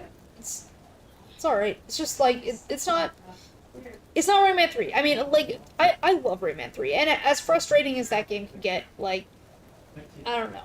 I have a nostalgic attachment to Rayman 3. Well, yeah, as many of us do, as I do. I remember for the longest time Rayman 3 was hard for me to get a hold of because I could never find it in stores, but I was able to rent it from Hollywood Video. But we weren't the type of family to go and rent the same thing twice. Plus, I don't know if they would have even allowed us to do that. I'm sure they would, but like, we've never asked about that before, so it was always something new each time we went there. So I got to play a little bit of the game when we rented it, and it was so bizarre to me because it didn't feel or play or look like any other, and act even like any other Rayman game I'd played prior, which again back then was very many. So it was a very unique game for me at the time, and it was one that always eluded me until I finally was able to buy it for myself through Amazon. And I want to say I got close to beating it, but I never actually did beat it. The Rayman Revolution was the first Rayman game I beat, because there's no way I'm beating Rayman 1. It was too hard for me.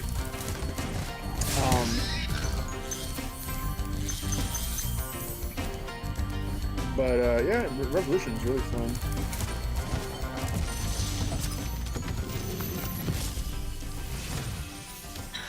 Have you beaten Rayman 3? No, like I just said, to this day, I've gotten close to the end, but I've never actually beaten it.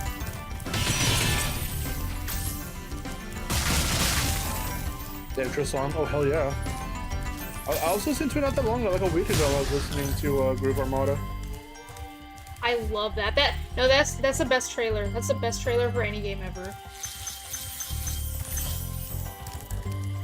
And then here comes the Skylanders people being like, one of the songs that plays in when you're in Fizz World, because the whole fucking soundtrack, like 90% of it is like stock music, like royalty-free music. Because Warren Ball walked off the project. I forget why, but and then now for like trailers of like Crash games, it's like annoying songs that you hated in the 90s and early 2000s. for Crash trailers now? Well, yeah. What do you mean? Because I think the music selection for Crash trailers now, like for Rumble and 4, are fucking great. I don't. It's not my type of music. So like. That'd be why then. It's just like, well, what was that one? What was the one? Because you don't like the hip hop sounding shit. The stuff they've been using for Rumble. Yeah, well, I don't know about Rumble, but like the stuff the other stuff that was, what was it? Was it Crouch on the Run or something where they used that really? They use that jump like around. They use that really annoying song, and I'm just like, I love that song so much. I used to listen to that song as a kid. yeah. See, like, but then there are other songs that you didn't know about that were like old songs. I forgot if they. The one I didn't know about was Rockefeller Sting Radio. Yeah, I can't believe you didn't know about that. I was like, dude, that's an old song. Like I heard that for everything. If I heard it as a kid, it was really like once, and it didn't stick with me because you can see it in the reaction video to the Crash 4 trailer. I was just like, oh, this music, like, I didn't know what it was. It was my first time hearing it, or if it wasn't, it was my first time rehearing it, and I didn't recognize it. But I liked it. You showed me like fucking like a Digimon or some shit at it, and like, I heard it too, literally, I think at like an E3 or something, somewhere someone was playing it. And in like, I think one of our E3, like, I think when we were doing the was it? No, that was something different, I think. The E3 stream we did, the first one that was like 8 hours long, we were watching like raw show floor footage. It was probably not that, but there was an event I remember seeing somewhere. I forget where I fucking saw it. And yeah, the music was blaring and it was that song. And I was like, oh shit, that's cool. Oh, the one for GBA. Oh, Hoodlum's Revenge. I had that. That one was pretty fun. No, but then you have songs like from Pigeon John, Running It Now. That's a good fucking song. I like that song a lot. The one that plays for the Switch trailer for Crash 4. I like the Chemical Brothers, Go. That was the song from the launch trailer. Like, those tracks are fucking great. I mean, love those songs. Like, call me when there's like a girl group pop song for like a Crash or Spyro game. We'll talk. I mean, they could do it. Oh yeah, Be Like Me from Crash. That was the first trailer, or like the launch trailer or something. That was a good song. It feels very modern, but again, I mean, hello, it's modern Crash, so I mean, yeah, they're choosing songs that are maybe like, if they're not 90s songs, they're songs from like a year or two prior to when that trailer is coming out. So like when Crash on the Run came out, yeah, 2020, like one or some shit, or 2019, 2020, yeah, like, we're getting songs from like 2018, 2017, if not 90s songs. I don't mind that at all. Just typical trailer shit. But the song selections were cool. I still really like Running It Now. Running It Now is a good song. And too, it felt very weird for Crash to do it because they've never... Rarely would they do it before. Like, of course, the only other one I can think of is fucking All the Small Things for Huge Adventure. That's still a really trippy trailer. Oh my god, really? You remember that? It was the reaction stream we did to all the Crash and Spyro commercials. I'm not Huge sure Adventure did All the Small Things. I'm not sure, I don't remember that. We both sang along to it. Because we were like, and then you were just like, oh my god. I'm just like, you were like, yeah, you just like it because it's your kind of music. I'm like, well, yeah. I love this song. I love Blink-182. Yeah, that was a moment from the stream. Well, I don't remember what I mean, listen, like when we were doing that throwback reaction stream, my footage was choppy on my end, so like it was like I didn't really have the best time watching it and reacting to it because I wouldn't be able to react to things like you were because I wasn't really seeing it in real time. I was seeing it in choppy time. Oh. We should do a reaction throwback thingy again the next time I go and see you, and then we can like have our commentary right there and everything's in real time, and it'll probably be a better experience. You know what? Why don't we just like we could try it on Discord because while you were streaming your part of the race yesterday, it was pretty smooth. Oh, really? Yeah. So because though the voices, like my voice and your quality tends to sound choppy, apparently, because I get real choppy. Yeah. Why don't we commentate on Cosme, but watch it on Discord? Would that work? Yeah, I guess we could do that. Oh, Zenice, no, I definitely know Nitrorad's channel. Nitrorad is how I found out about Beyond Good and Evil. He's where I found out about a couple different games. I'm trying to remember which. Did he get me into anything though? He must have. I just can't remember. What have I watched of his? Well, I bought Vex. I think he went over Vex before.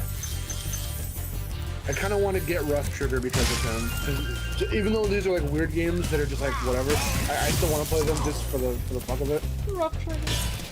What the hell is this? He drinks it. Who voiced him again? Wasn't that David Gassman or something? Probably. I think it was Rayman. Rayman's the voice actor. Yeah. Please give us another game where Rayman actually like speaks, because the last time he did that was in 3. In these parts and discovered the power of electricity, and it wasn't very much. He just had some like little quips here and there, if I remember right. But it's more than the yippies and woohoos he does in fucking Origins and Legends. Wahoos. They don't talk at all. Or I'm sorry, they do talk, but it's in fucking pig Latin. In Origins, anyway. Some characters do talk full sentences in Legends, or at least the intro.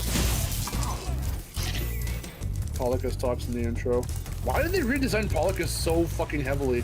He was like this weird egg-shaped long-armed dude in Rayman 2, and then all of a sudden he's this weird furry creature. He's this weird furry. He is. It's really bizarre.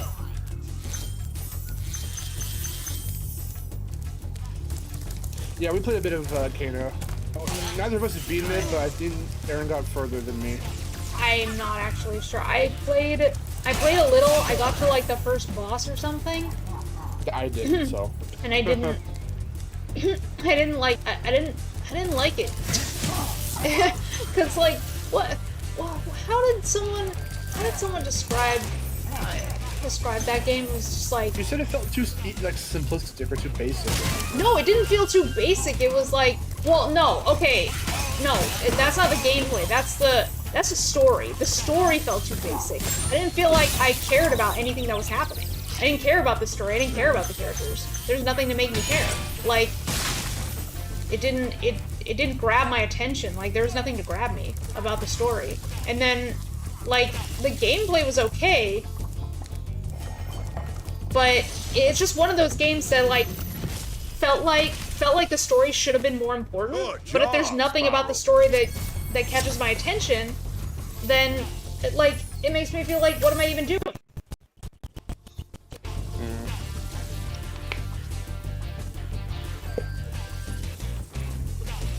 And I guess the gameplay was all right. It was kind of someone once described it as like, oh, Dark Souls for babies or something. What? I don't know if that's how they described it. They said Dark Souls something. Dark Souls for something. There's nothing Dark Souls about Kanan. What the fuck are they on about? I don't know. But to me, it looked more like Pikmin / Zelda, because you can control the little tiny fuzzy dudes, the little, I forget what they're called, but the little guys. Yeah, okay, which I've never played Pikmin, and I'm not really a big Zelda person, so I guess it just, I guess that's just another thing. I'm likening it to Pikmin. I've never played it Well, myself. I know. You do control the little guys and everything. That's what I'm saying. So I guess that's another reason. Oh, Astragalus, yeah, I played a little bit of that. Because it reminded me of, well, that reminded me of, kind of like Immortals, Phoenix Rising, which in turn felt like a more like Greek Breath of the Wild. You wanted to play it for the cute girl. There was that too. I saw her and I was like, who is this character? But the character designs in general look really cool. Like, don't act like you didn't get crystalled. You didn't get crystalled into buying that game. What are you calling me out for? My points still stand too. It was actually pretty cool. I haven't played a whole lot of it, so I need to get back to that. I still have it on my PS5. It's very interesting. Yeah, you know what? It does have a little bit of souls in it because you do have to drink like potion-like shit to get your health back. And you have to do it at very clever times. You have to like time it when you're fighting a boss. If your health's low, you have to drink your fucking shit to survive. Show the Colossus and Last Guardian. Yeah, that feels closer to, yeah, I agree with that. Not fucking Souls. Okay, well, I never played Shadow of the Colossus, and I also like I didn't really like the Last Guardian that much. You should play Shadow of the Colossus because it's very straightforward. I mean, I know you're more of a substance kind of gamer. You definitely need like your story to kind of be there the whole way through. You need your characters to get attached to. It doesn't really have that. You have your one guy you play as, and the game's a boss rush game. But oh no, I'm not playing a boss rush game. No, but it's, see, when a lot of people say boss rush, and when people design boss rush games, it's shit that like, okay, it's fast-paced always, you own it, and you have to be perfect, or else you're gonna fucking die. No, I wouldn't say Shadow of the Colossus is much like that at all. The whole point of Shadow of the Colossus is to find out how to kind of, you know, get them to kind of fall a little bit, stagger, find their weaknesses, then just start climbing them, and then just hit their weak points. And their weak points, once you really get it and you charge your shot up, and you stab them right through into their weak point, you just have to do that a few times. You just have to hit all their weak spots. And weak spots are very, very obvious. They glow, they're bright, they're big, you can see them. Anywhere within that region, you stab them, their health goes down a lot. But you have to keep going, keep doing it. Sometimes certain spots will only allow you to stab them a couple times, then it moves and you have to find the next weak spot. But it's not, it sounds like a lot, it's not actually that much. And every Colossus is different, so it's never the same thing every single time necessarily. But it's actually really cool.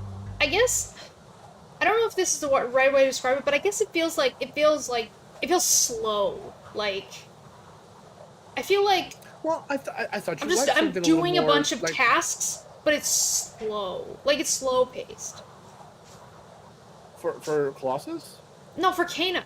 Like, it felt like I was just kind of like learning different moves and doing different things, but it's like, what's my goal? Like, I don't even remember what the story was. Like, what's my goal? What goal am I working toward? And it just kind of felt like slow, and the world, like, I guess the world kind of feels a little empty.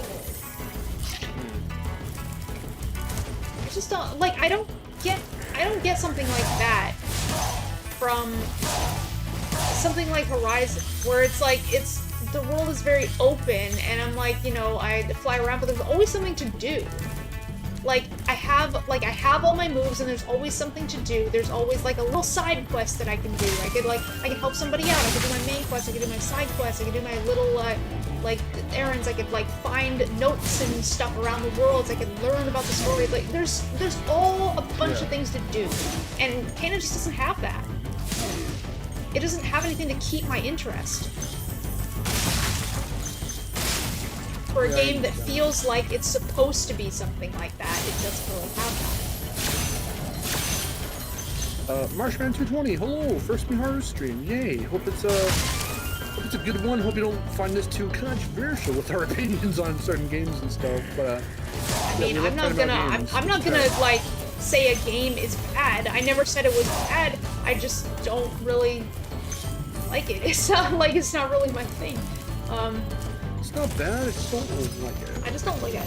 Like, also, I don't care if anyone else likes a certain game either, because they are cold-blooded even if I think killers. you're wrong, you know. Oh, Liza P. Yeah, I've been seeing stuff about that. That's a very strange premise. That's very Pinocchio inspired. A Pinocchio Souls game. It's very weird. I'll give points for somewhat originality. Something somewhat original. Based off, you know, whatevers, but different whatevers, but no one's thought to mash those two things together.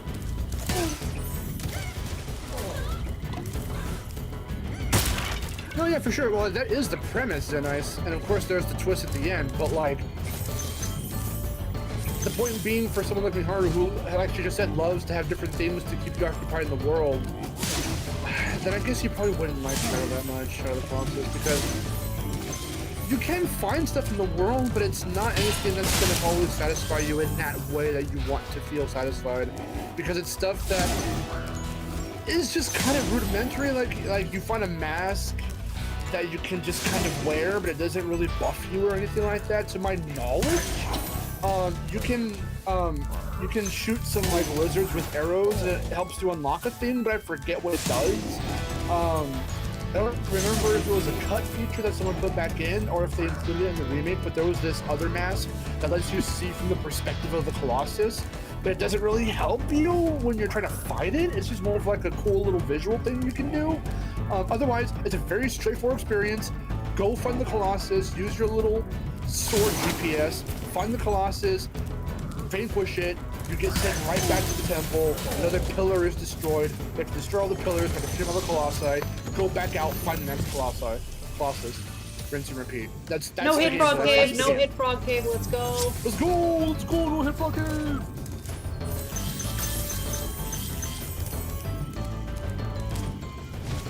That's probably why it appeals to me more than it does to you, Shadow of the Colossus, because I do like games that have a lot of lore and stuff.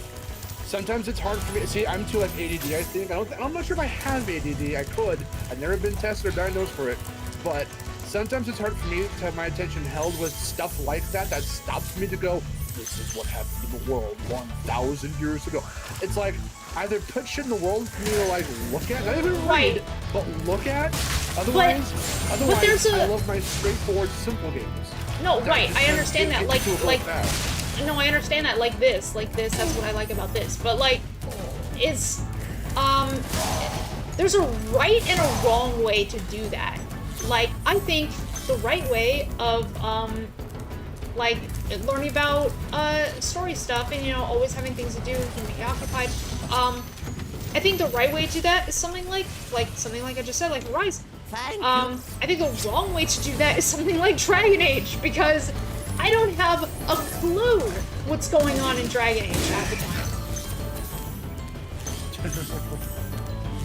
Maybe it's not, I mean, maybe it's not the wrong way, but it's just like, it's definitely not, it's not the best way to go about that, because the stuff that you find in Dragon Age, like the little, like, lore stuff, I read through that and I'm just like, oh my god, like, because it starts to get into like, what, I guess religious kind of things? That's the only way I can sort of explain that. It's like, oh, like the religion of these like cultures or the world, and it's like, I don't know anything about that. It just like, it just goes over my head because it starts to get too deep. If things get too deep, I'm just like, no, that's too much for me. But if it's very like simple stuff, I understand. Or Spider says, in fairness, I don't think anyone wanted to disclose what's happening in Dragon Age. Yeah, no. Well, the thing. Also, that's partially my fault because I never played Origins. I started with Dragon Age 2. How about Which is the charge game them that and nobody flame them? likes, by the We way. are dragons, after all. Which I don't understand why, because I like Dragon Age 2, but Was I think Jace? Oh yeah, Jace says there's nothing that makes me care. It's exactly how I feel about Breath of the Wild. Well, okay, now I'm curious That's to another hear thing. why. Well, I'm curious to hear why you think that is, because Breath of the Wild to me is like for my own personal interests in games, that's like my quintessential free roaming open world game. Like I've never been into anything like Watch Dogs or Just Cause or GTA because like it's kind of the same shit every time and there's missions and whatever, but like I've never even really been into like those types of even those environments and those characters and those situations I'm not really into. Like I don't want to go and fucking kick people and steal their shit and their cars and whatever. And I don't want to like hack into shit randomly. Like I don't know, those games never appealed to me, but Breath of the Wild being like it felt truly open world because I was just having this conversation with somebody recently, I forgot who it was. But I feel Breath of the Wild does this thing where the name of the game is freedom and pacing. yeah. You dictate your own pacing. If you want to go, the only thing they make you do at the very beginning is you have to do a couple shrines to learn how all that shit works, and then the old man will give you the paraglider. And then you learn a little bit of the story through cutscene, yada yada. Then you get to fucking explore anywhere you want to. Literally, the entire game opens up to you. And you can do anything in any order, whenever you want, however you want, unless the challenge is you have to do it a certain way, but they rarely limit you unless the limitation is specifically for that challenge. The challenge is centered around that limitation, literally. Other than that, everything is absolutely up to you. You can go straight to Ganon. You could do that. You can go straight to the castle. You have to dodge a bunch of shit, and it's gonna be really fucking hard because you have nothing equipped. But you can do it.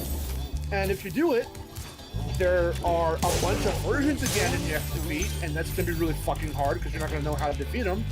But if you go and do the Divine Beasts, which factors into the main story, you learn more about different characters. You do different, do some different missions. Well, they're not side quests; they're legit, mission quests. But like you have to, or story quests, but you have to do these things that kind of help you get used to like how stealth works, or how this works, or how very light escort stuff kind of works. Nothing too crazy.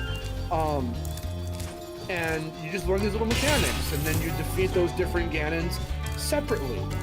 And then by the time you get all the Divine Beasts and meet with all those champions, and you learn about your relationships with them, they come back to help you to defeat the main Ganon when you're finally ready to go and fight the main Ganon. And so like it's stuff like that where you can eliminate certain things and certain factors here and there, and you learn about the world, and it feels very natural.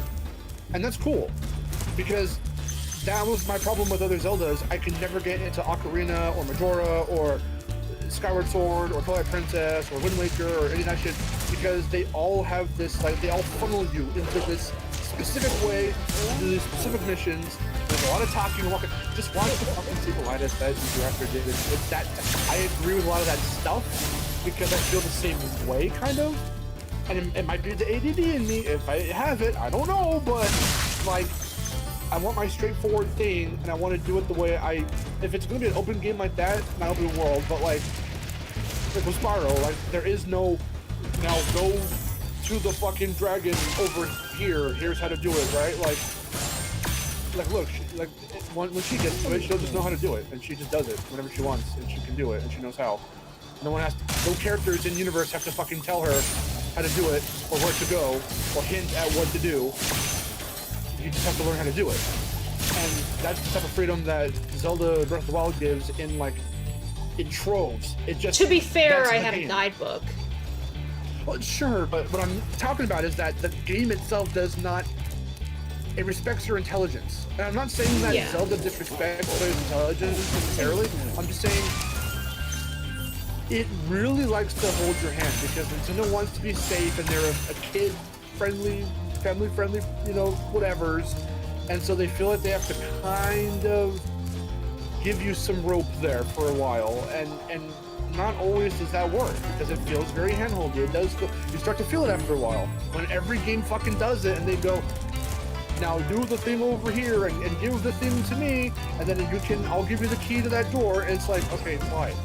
It feels like panic. It feels, it's wasting my time. I just want to fucking do the thing because I know that I can do it, right? And like, in Breath of the Wild, they're like, all right, well, you're here. What do you want to do first? Okay, you want to do that? How are you going to do it? But the challenge comes from what you want to do and how you want to do it. And that's cool. You can approach so many things in so many ways. You don't have to engage in fights. You can run away from enemies, and you can teleport away from enemies. You can quick travel to stuff that you've already found or activated. And, or you can snipe, quick kill some dudes, headshot them with your arrow, your bow and arrow, collect some stuff off them, loot them, and leave.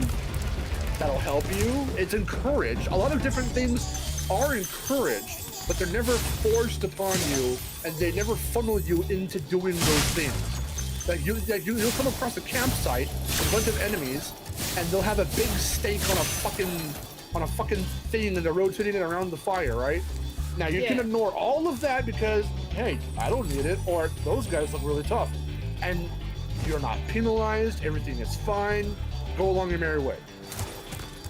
But you can cook that steak. So it would benefit you if you did get it. So that means you'd have to go around them because one dude's on patrol. He will see you. He'll make sure everyone else, he'll alert everyone with a horn, and they'll get their weapons ready. You're in for a fight. Now, even there, you can fight them, or you could just steal their shit and run. So, and you're not penalized. Like you could do that, and that's fun to me because it's completely up to you as to what you do, and the whole game's like that. So like, that's why I felt like in love. Oh no, that was bad. I did not jump well. That was a bad jump. When you watch that back, you go, oh, why'd you do that?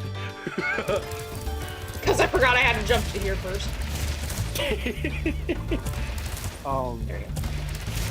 I really want you to play Breath of the Wild. I mean, if anything, you played Immortals, you liked it. You didn't beat it, but that's fine. I'm glad you liked Immortals. Immortals Phoenix Rising is just Ubisoft Greek Breath of the Wild, but it's really fun in its own right. It's very much the same kind of thing. You can tackle little missions and challenges and vaults and stuff however kind of you want to. No, I liked it. It was like, that one's fine. It was just, I don't know, it's like, it depends what games really grab me and what games don't. It's like, some games just have a thing, and then other games don't have that thing. And I can't explain what it is about anything. Oh crap, whoa, okay, wow. Okay, Jesus, Jace. I just want to know why you didn't like it. Let's see.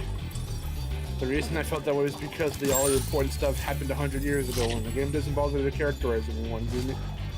What do you mean? That's the point of saving everybody. What does that mean? Like, Mifa's like one of the best characters. First off, I just love her because she's super cute, but also like, her story is really like, it's kind of heartbreaking, but the fact that she's willing to put her feelings aside and help you out to end the war, that's a lot of characterization right there. She's not like some bland character that's like, I love you, you don't love me, bye. Like, no, well, she bye. has a lot of character to her, and like, you got, what's his name? What's the fucking, Rito's name? What's his fucking name? I see him in my head. He's a jerk. He like has this complex about you. He doesn't like Link because he's like, but why they pick you to be like among us? I'm the cool among us. I'm the cool guy. I can fly. I'm a bird. You can't fly. And he's like kind of a show off, but he still does to a degree respect you, especially because well, why is he the chosen one and shit like that, right? But like, the more Link proves himself, and the fact they're putting so much like what's the word I'm looking for? Like what I'm looking for.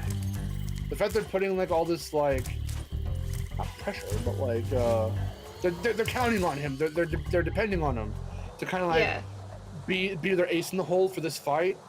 He kind of learns to go like, all right, I accept that. Whatever, fine. You're a very like capable fighter, warrior. I respect that. Whatever, you know. That's a lot of characterization. Like, what are you talking about? Sorry that you don't get like a lot of time with them because they're all fucking dead. Maybe play Age of Calamity where you get to play as those characters back when they were alive. It's kind of like a prequel game. I don't know. It's just like some games have a quality that draws me to them immediately, and some games don't. And I don't know exactly what it is. I mean, I could say that like, oh, I just don't like these types of games, or I don't like these types of games, and that's true a lot of the time. But it, like, in all honesty, it can't really be summed up with just one little thing. Because, like, and people have tried to, like, you know, debate me on this. It's like, well, they're not, like, not all games are like this. Like, I never said that they're all like that. It's just, when I play them, I just don't have a fun time. That's what I'm saying. Like... You know.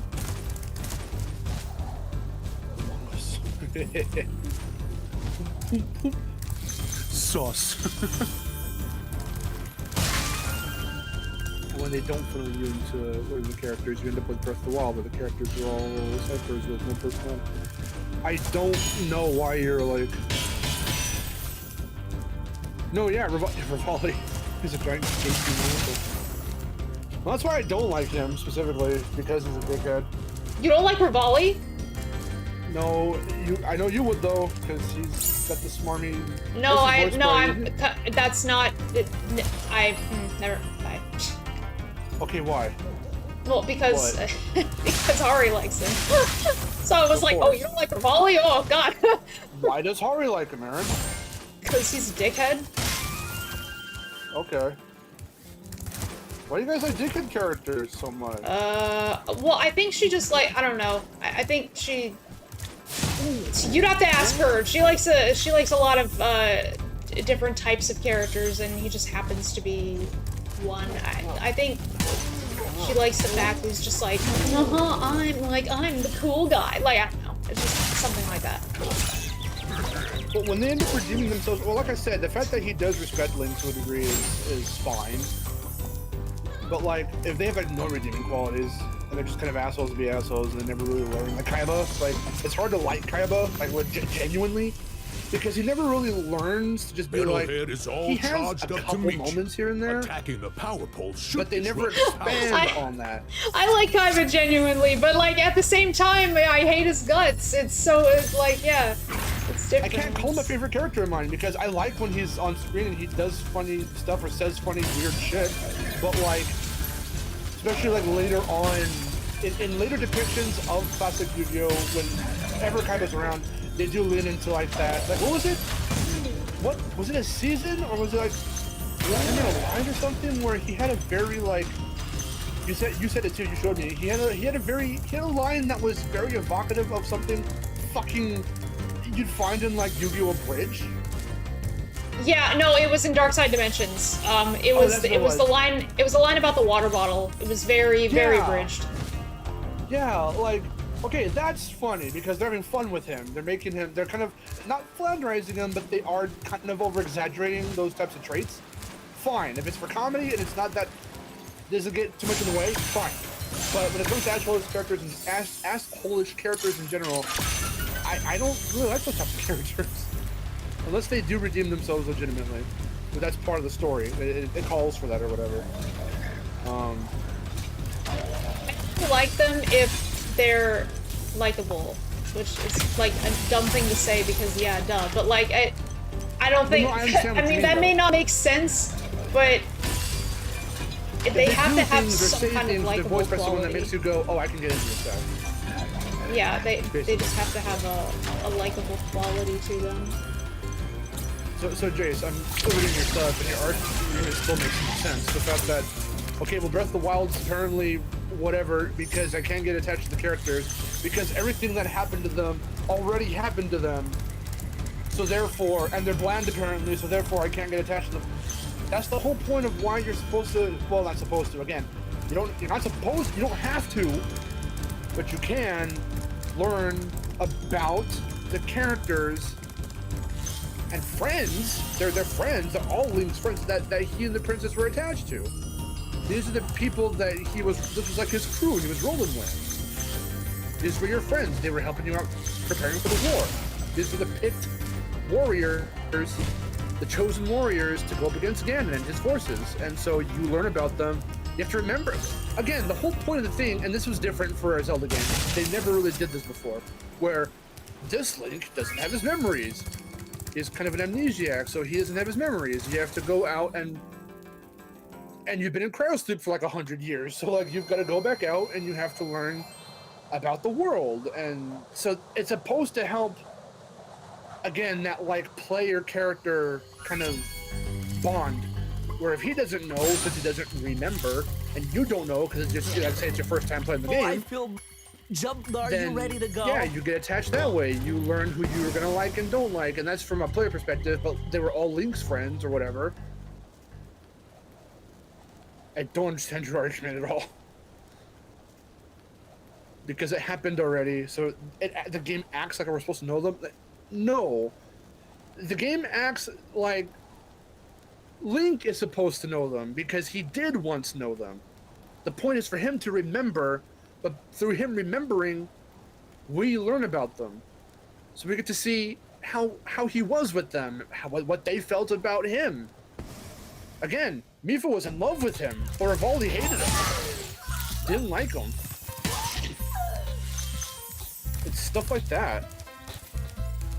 It's the fact that Zelda wanted to actually help out, but because she's too important of royalty, they wanted to keep her safe, and she wasn't someone who wanted to sit by while her kingdom was taken over. She wanted to actually help. She tried to defy her father. She tried to ask the goddesses for help. Like, this is all shit you learn through the memories and through the cutscenes. This is where the story comes in. You don't have to go through any of it, but the fact that when you do, out of curiosity, because you want to learn what happened, like, it's very natural, dude. Like, I don't... The game doesn't force you to go talk to that person because they've got dirt on Ganon. They want... This man once knew Zelda. He wants to talk to you. Go talk to him right now. That's your mission. Like, no, there's none of that. But like, it doesn't Welcome like to Breath of the the Wild. Dreamweavers, young one. Just leave it at that. While They chasing don't like Breath of the Wild. They don't like Breath of the Wild. I'm You must expect the why. unexpected I asked him why, and he's telling me prepare things for that I'm what just is not confused about. Like, there. how is that a reason when this, and this? But like, you gotta also try to see it from like, you know, someone else's perspective, like in how they view things. Meanwhile, everyone in chat's just talking about like Yu-Gi-Oh or some shit, like just the cards. I like when we're trying to engage in like really nice, cool conversations, and then your chat just completely ignores us. They don't weigh in; they just start talking about other shit. I mean, I was trying to... I wanted to follow up on something, but then, like, you got into such a tangent about something else, about Breath of the Wild. Oh my god, I'm sorry. Colossus. Okay, then I can leave. I can leave. No, I meant... I wanted to follow up on a game... I know, and I wanted to follow up on a game thing that, like, I was talking about, but then I forgot what it was. I'm sorry. I don't know. I was saying something about Dragon Age. Yeah, about how like Dragon Age, you didn't play Origins, and stuff was like I think what confusing or something in the other. Yeah, just the lore of Dragon Age is confusing, and I think it's not like done in a way to like help me understand or like want to understand. It's very weird. Although I do like the side quests, and I Listen, I like Dragon Age. I like Dragon Age 2. I like Dragon Age Inquisition. They're both really fun. I like the gameplay. I like the characters. I like Mass Effect better.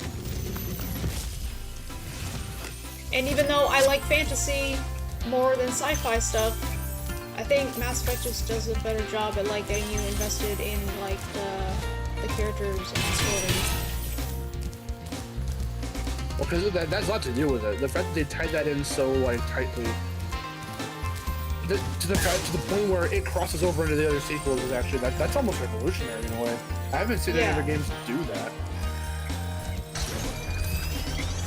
Real quick, I'm gonna not leave the room, but I'm gonna point my fan towards me. So take all this time to make the jokes about how I won't shut up about video games. I wasn't saying that.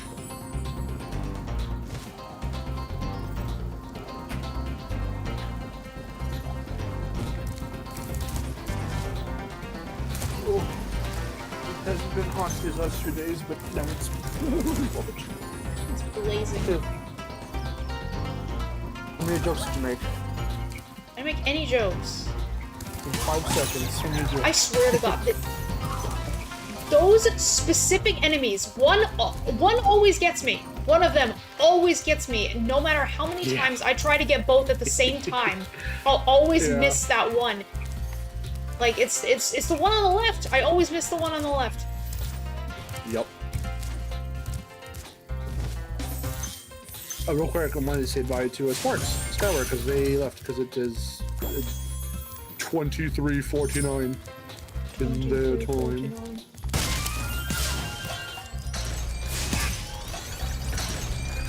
So that means it's like almost midnight, I think, for them.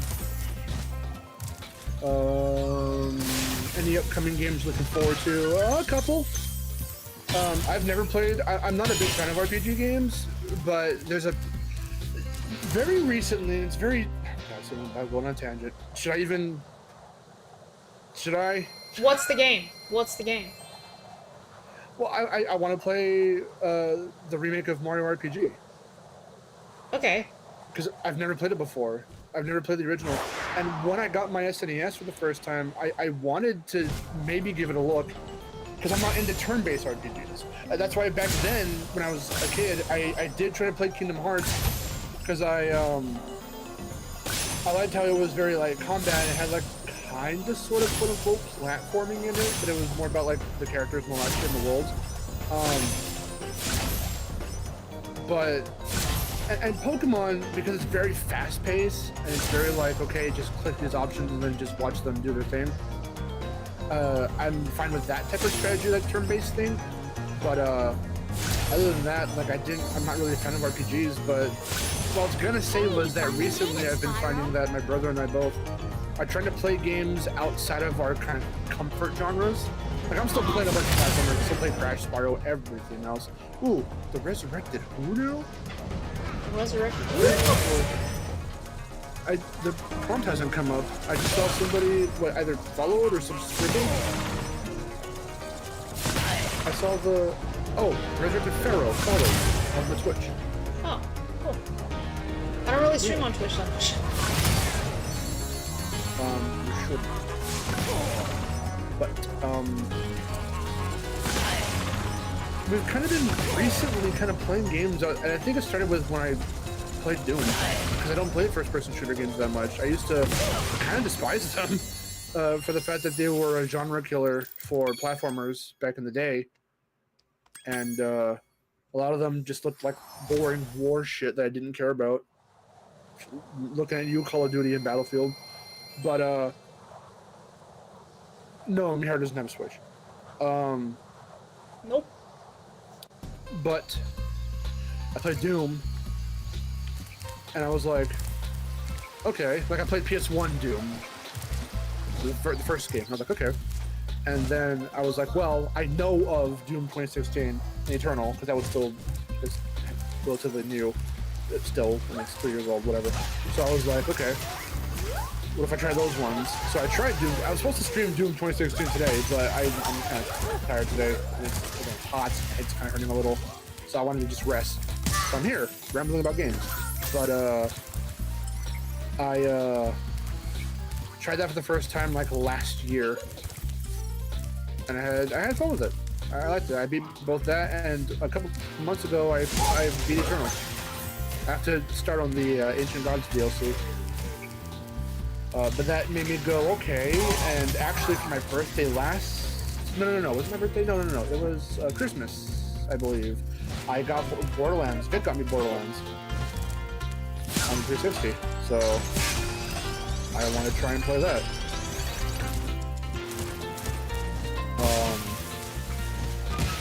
And Vic recently, my brother recently, I got for, I think also for Christmas, the game I got him, we were trying to get each other games, again, yeah, in genres we don't usually play, because we had some interest in some of these other games. He got me Borderlands, I got him Final Fantasy VII, the original. They had it for a very, very good price. It was hecka used, but all the discs were there, and it was for a pretty good price. So, I got that for him. He hasn't played it yet. I kind of want to check it out, maybe. But yeah, point being though, RPG, Mario RPG, I would like to try out. But more. I need to save money and I need to save space. And a way for me to do that is I don't buy Nintendo consoles anymore. So.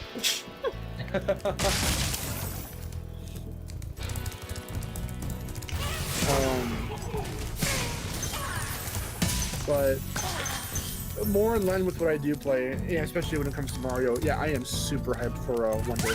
Like, I've been waiting for as well as everyone else.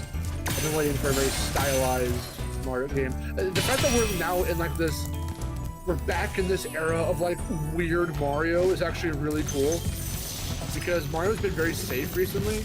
It's only with like Odyssey that we've started to break out into like, okay, let's get weird again, let's get creative, and not just go, here's Mushroom Kingdom, here's some world that's vaguely based off of Mario 3, here's some world with like Yoshi in it.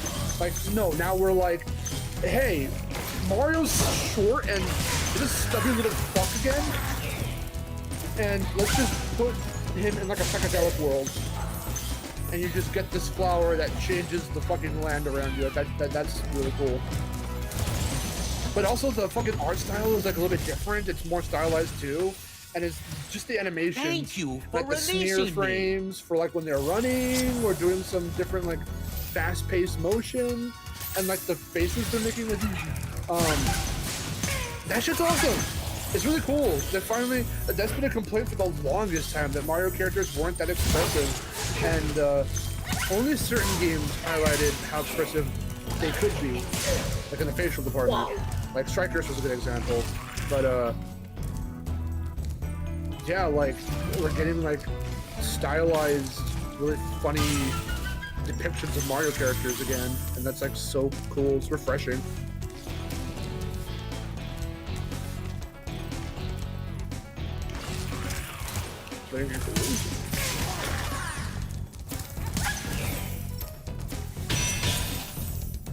Yeah, no, yeah, there was Super Princess Peach back in the day on DS, and this unknown Peach game, this untitled Peach game, is her second outing. Untitled Peach. It's like Untitled Goose Game with Peach. Oh no.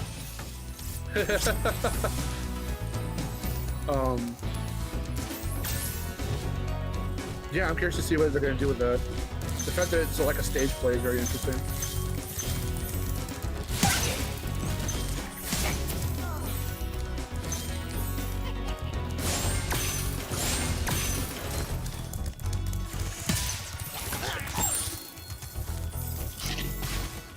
A lot of Mario fans are ecstatic about the game. Yeah. Because, well, that game was underrated. The fact that it had like good music, very unique characters. It was the first Mario game that was done in part with Square Enix. There were a few more Mario games. Everyone forgets Mario Sports Mix was developed alongside Konami, or not Konami, sorry, Square Enix, because there are a bunch of like different weird Final Fantasy characters in that game. There's like Moogle and like Cactuar. Also with Dragon Age, because there's like a slime in there. There's White Mage, Black Mage. Dragon Quest. Dragon Quest. That's it. Yes, you did. My bad. I had Dragon Quest in my head. My mouth said Dragon Age. Because we were just talking about that. But yeah. So that was pretty cool. My brother loves Mario Sports Movie. But Mario RPG, yeah, that was all a first for like, the Mario series to go that crazy, like out there, and because it obviously, you know, RPG predates Paper Mario, and Paper Mario started as a sequel to Mario RPG because the literal working title was Mario RPG 2. I'd love to help you catch Nasty, but I'd really hate to be trapped in Haven called the king. I've heard of it. Don't worry. The only one that's gonna be trapped is him.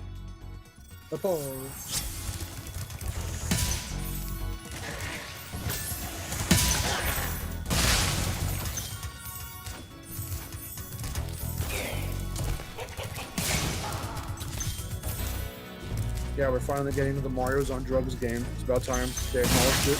It's about time Mario was actually on drugs. It's me, Luigi. I just can't stop eating mushrooms. I'm such a funny fucking guy. The fucking way he just slams the fucking bag into the wall.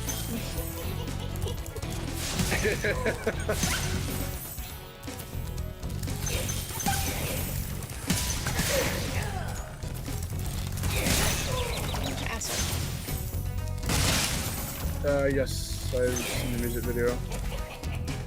That's where Hollywood's being Hollywood, and it just gets really weird to me. I don't have no idea why he chooses that, but don't make a Mario thing annoying for me. Like, it literally dethroned Let It Go as like this really like large, worldwide, like this like high-selling song on like Spotify, like wherever. Which honestly is kind of stupid because honestly I didn't really think it was that much of a masterpiece. It's not really that great a song. It's just a funny, dumb song, and it's like, yes, it's a love song, but there is no real substance. It's supposed to be a silly song. And I think me saying there's no substance is fine, because I'm not bashing it for that. It's literally just meant for him to simple repeat. That's the literal purpose. It's not this whole thing with like Let It Go as this message to it and whatever else, and it's this huge sequence of her doing what she's doing in the scene and all that. And I understand why it got so big. I didn't care for the song. I thought it was kind of annoying for a while there too, but it's whatever. That's because you didn't even see Frozen.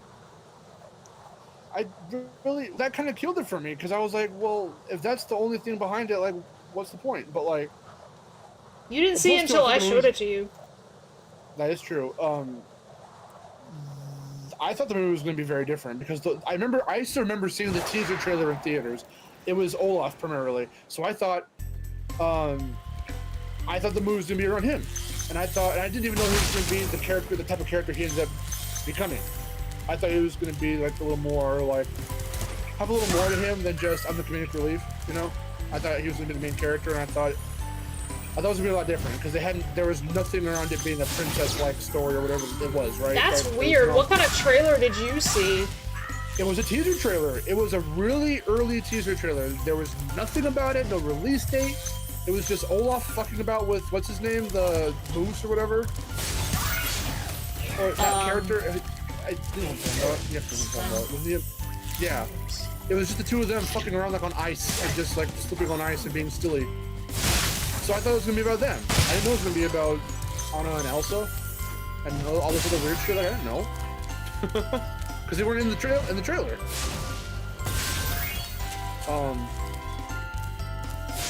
And then when we took my cat to the vet, they were playing Frozen 2 on the TV, and we were there for a very long time. So I had nothing else to do but watch it, so I kind of watched it. Without much sound, I could kind of hear it, but thankfully they had subtitles on, so I could still kind of follow what was happening. So technically, I've seen Frozen 2, but not in like a very like desirable way, is because we're playing at the vet. See, Melancholy knows what I'm talking about. That old ass teaser. Red screen chest.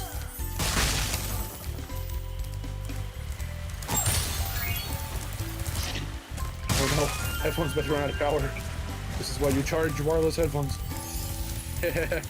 Wish me luck. Everybody, put something in the chat. Red spring chest in the chat. Red spring chest. Can you make that like a little emote or something? A red spring chest? Yeah. I guess I could try. I think Dale has that as an emote. Whatever. Yeah. Red spring chest. Red spring chest.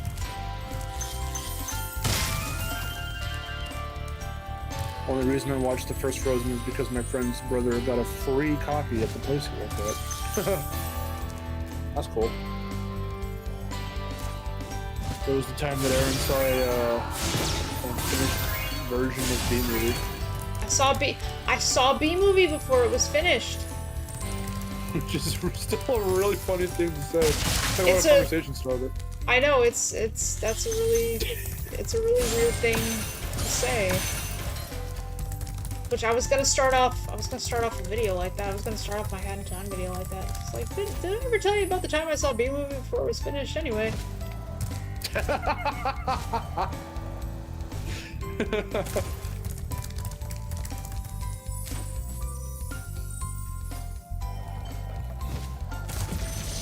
In fact, I don't even think I've seen it. Like, I don't even think I've seen it finished. Which is weird. You have not watched B-Movie since then? I don't think so. I mean, I might have, but I don't remember. Can we watch it tonight? No. No pleasure for Patrick Warburton. Weirdly, Ken is like modeled after him because he looks a lot like him.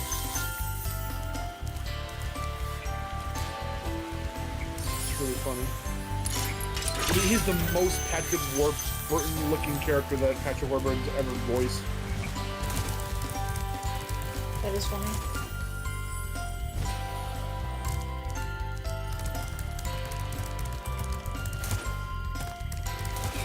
Found him. Too invested in the stream and drained them dry.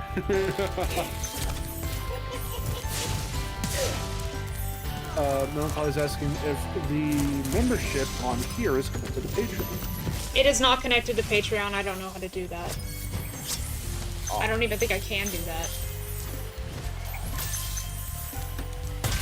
Don't know if it's possible. 69. Ha ha ha ha.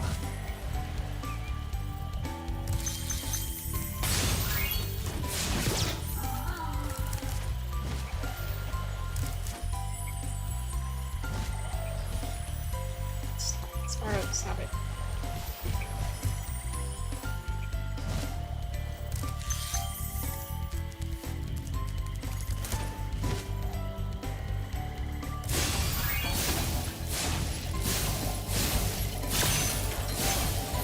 I'm trying to think what other games are coming out soon. Let's see. Games. 2023. I'm still waiting for the RE4 remake version of Separate Ways. Ah, yes.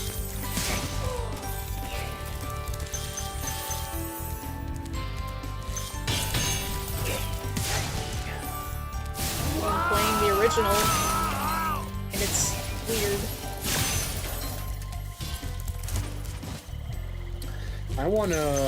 I still wanna play Hi-Fi Rush. Oh, Melancholy just became a warrior.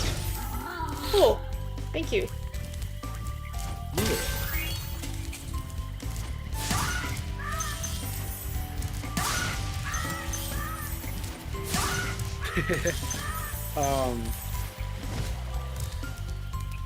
Yeah, there was the whole story about how I asked myself out.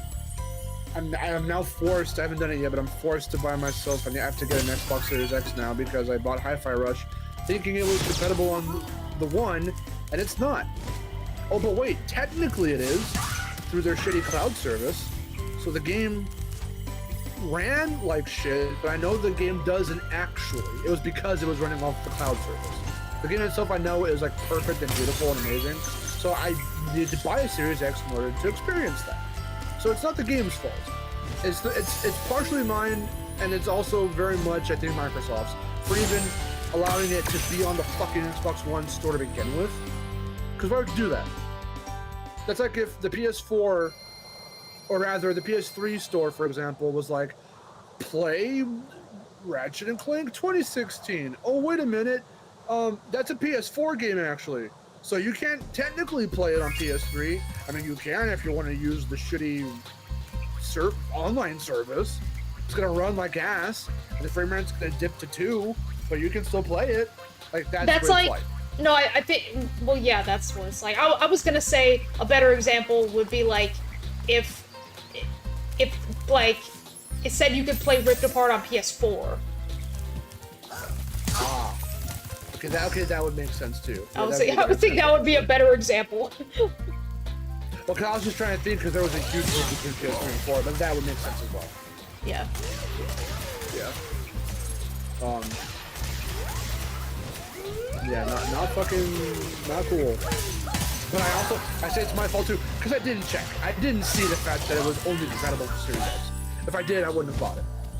I would have waited. But now I feel like I need to buy it because it's on my Microsoft account that I bought it. I own the game digitally, but I can't play it. So dumb. I have well, I mean, that's my story with like pre-ordering PlayStation Move Heroes, not knowing what a PlayStation Move was. Yeah, it's like a situation where you could have avoided it if you just did the research, but then also the fact that they just, yeah. It is very weird. John, oh yeah, the both of us have seen My Adventures of Superman. It's fun, it's cool. I like the art style, I like the character designs. Yeah, I really like it. I liked the most recent episode, it was really good. I haven't watched the last couple, but I watched the first like 3 or 4. I think they're on like 6 or 7 or something like that right now. Like. Or are they a little more than that?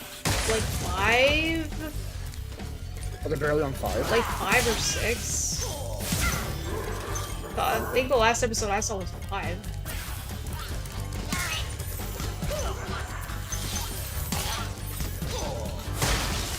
Okay.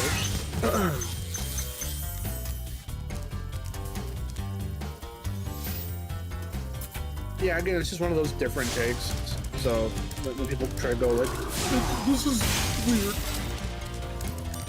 Why does Lois look like that? It's like, shut up. She looks cute. She does.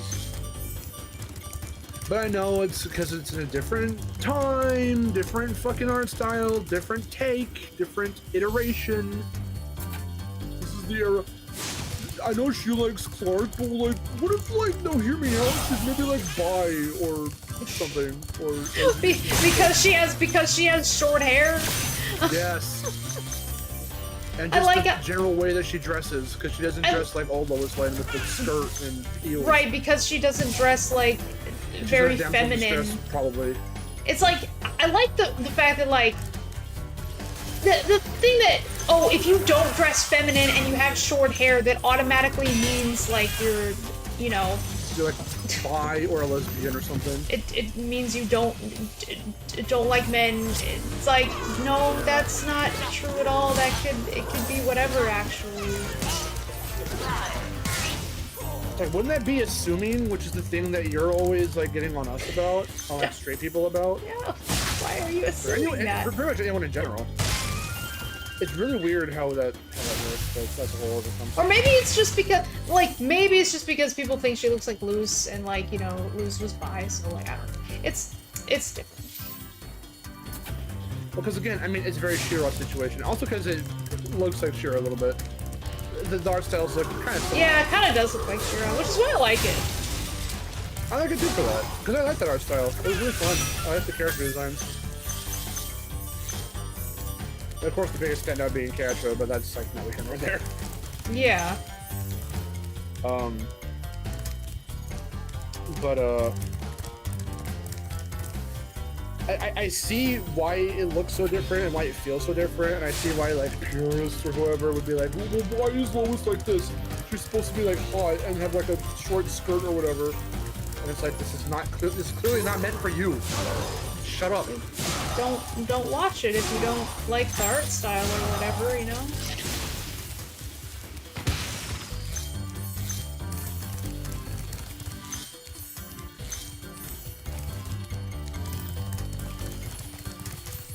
Okay, so remind me again how I do this supercharge.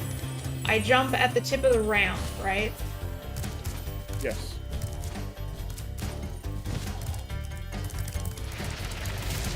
Okay, but first, I'm actually gonna do this.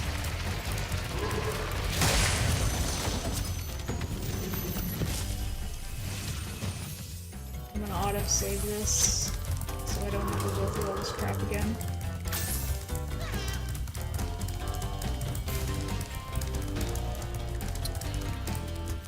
Anyway,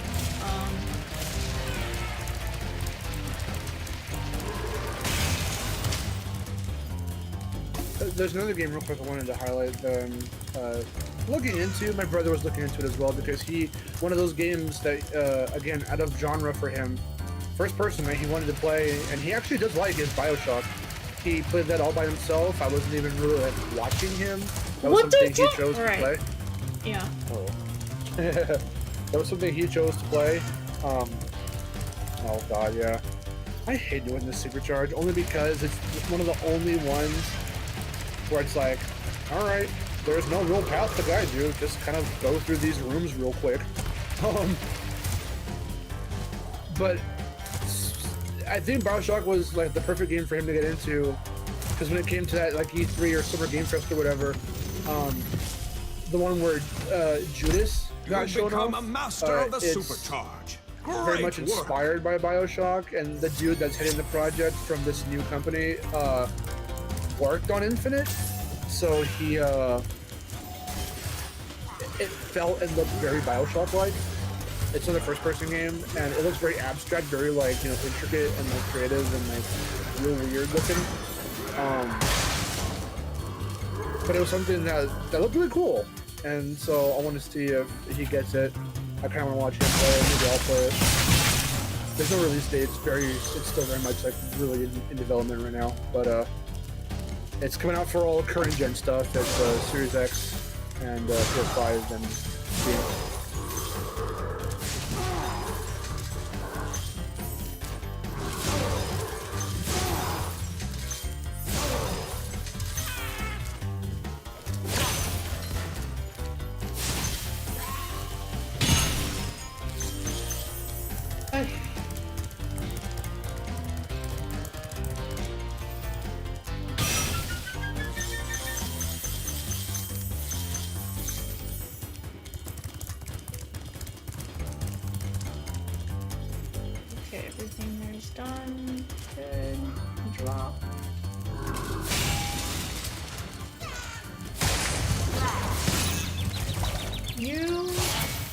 Asshole!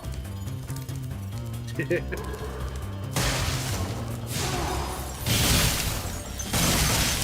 mean, I was excited for the next Mass Effect, yes?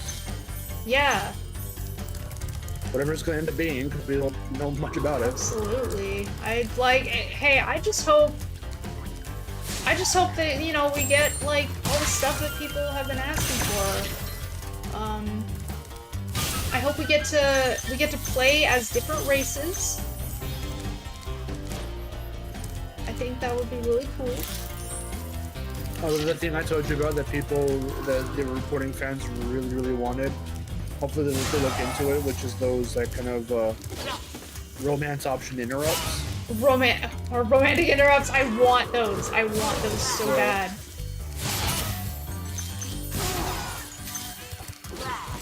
Because if we can play as different races, I am going to do, like, I'm gonna do a playthrough for every single race. That'd be really cool. I don't know how they'll Mass Effect. implement that. Good. I don't know how they implement that. That'd be interesting. I was gonna say, I'm surprised that there is no like spin-off Mass Effect game, even if it's a multiplayer-only game, where you get to play as like. There is. Even just like. There is Mass Effect 3 multiplayer. Okay. Oh, that's right. Where you do get to play as different. You have to play as like. But are they generic, or can you play as like Tali and like all of them? No, like you can't play. No, Like, you can play as different races, but you can't like play as the other characters. Oh, so that I would like a game like that. That would be really cool. Yeah, don't make it like that serious. Don't connect it to anything. Make it like a spin-off. Make it just its own little whatever. That'd be kind of cool, actually. But also, we don't know how like how it's gonna connect to the other the other games. Like, New one. Like, are they gonna make it? Are they gonna make it so the canon ending is that Shepard survives?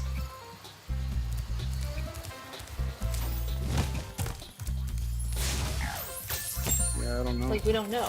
And we're thinking maybe that was the whole reason they did Legendary Edition, so like we could have our perfect playthroughs and then have the, you know, have the data carry over.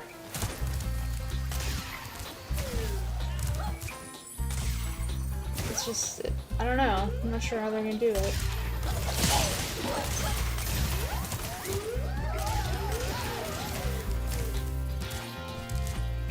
Wish we could get an open world Superman game. Superman 64.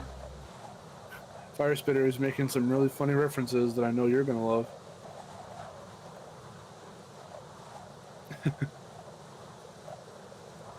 Reapers. No. Well, bang, okay. Hold on. Well, bang, okay. No, hold on. I'm just gonna. Yeah. Well, bang, okay. I freaking I love those gamer poops. Mass Effect gamer poops are some of my favorite things ever. I honestly I quote those on a daily basis. They're so funny.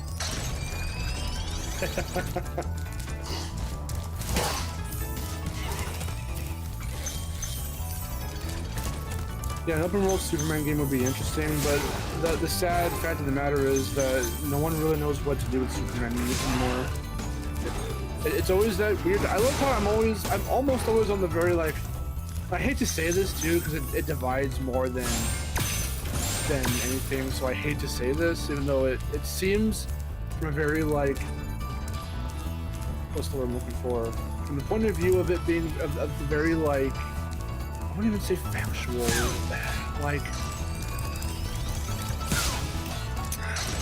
to be on the quote unquote massive air quotes around this, winning or losing side of oh, this versus this, which is more popular, which do people like more, Crash versus Spyro. It just so happens that Crash has had a lot more love and attention recently than Spyro. Thank you for releasing me, Spyro. That's just what it is right now. And it's kind of, to a degree, makes me almost sorry that I like Crash so much. Because I feel like I even sometimes neglect Spyro when I don't. You know, we just had the Spyro 1 race, and I do a lot of, I pretty much always contribute to Spyro Community Day when it comes around. And I've heard buzz around that he's playing the next one too. But I'm not sure if he's actually even... Okay, okay. Yeah, I never do that first try, so I was so happy that I did. Nice. I like it. I was having trouble with that in the race yesterday.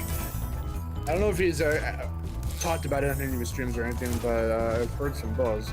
Sorry if I'm spoiling anything, but point being, no, I mean I love Spyro. I love Crash. It just so happens that Crash is getting a lot of stuff right now. But this, okay, point being though, Superman versus Batman, who's better for you? I don't fucking care. Batman's got good villains, but Superman has a better, like, kind of character study of the main character, in my opinion. I mean, Bruce Wayne does too, but, like, I can't relate to that. I don't think anyone can relate to Bruce Wayne in the literal sense of, like, I mean, we can't relate to fucking Superman being an alien from another planet with superpowers, Yeah, but we the can. human side of him, the Clark Kent side, like, what? Hey, yeah, we can. I'm an alien from another planet.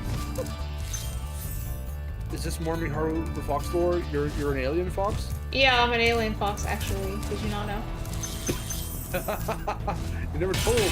I'm from the planet of foxes. Foxulon? Foxulon. Foxulon 5. That's a good planet. But, no, the human side, the Clark Kent side, is something that a lot of people, I think, can relate to. And if anything, if anyone's watched Smallville, even though it has its corny moments, the thing that I think seasons 1 through 5 get the most right is him learning stuff about how to use his abilities, but they put it in very, like, real world kind of, as realistic as they can possibly make it, kind of a standard, of a setting, and him just learning lessons and stuff and things like that. Like, it's really cool. And people don't give Superman enough credit, or even Smallville, the show, enough credit for what it does for Superman, and like a different portrayal of him, or whatever the case may be. But no, because he's Batman, he's cool, he's Batman. Like, fuck off, I don't care. How about Batman's not interesting like Superman is? It's controversial, whatever. He has good villains, that's about it. I don't really care about Gotham as a place. But I like the Batman cartoons better than... yeah. Well, I like the Batman. That's my favorite interpretation of Batman. And his, again, villains. Great Penguin, great Joker, great Catwoman, great Poison Ivy, great Harley Quinn. Like, a lot of good interpretations, good designs, good voice actors and actresses, like, just good stuff all around. But, like, haven't really played the games, haven't played the Arkham games. Didn't really. I tried to watch Gotham. I think they fucked the Joker up, even though that was like a legal thing that was whatever. They tried. The attempt was made. Let's just say that. I don't know. I don't think Batman's cool. Certain things he might do, or things he has, like gadgets or whatever, might be cool, or suits even. But, like, Batman's better than Superman because he's cool. I don't fucking agree with that. I kind of think Batman is cooler than Superman. Okay. Well, ain't that a kick in the nards?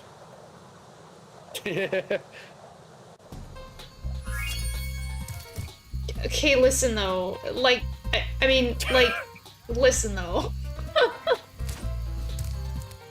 Does... For, like, done, Spyro. speaking of, like, I hope you know what lies in store speaking about for you. the Batman, specifically, Nasty's does world Superman is have, like, not the the friendliest cool place you'll ever find. alternate, like, you know, alternate uniforms and stuff, alternate, like, suits, like the... I fucking knew you were gonna say, but that suit's hot.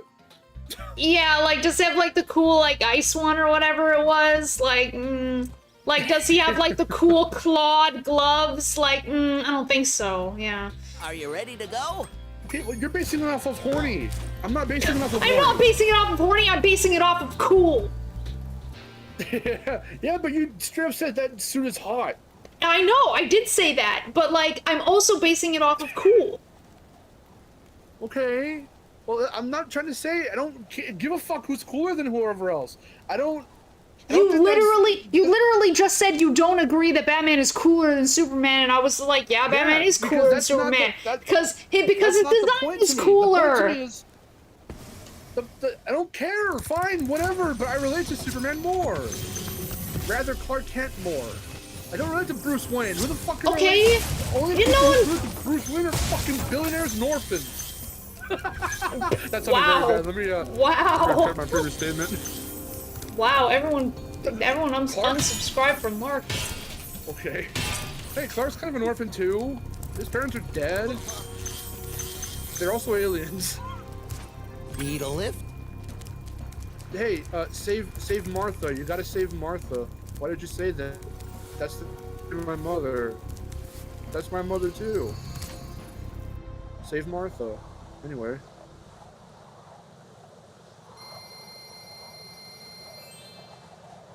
Charge up the dark wave, Batman. Why is he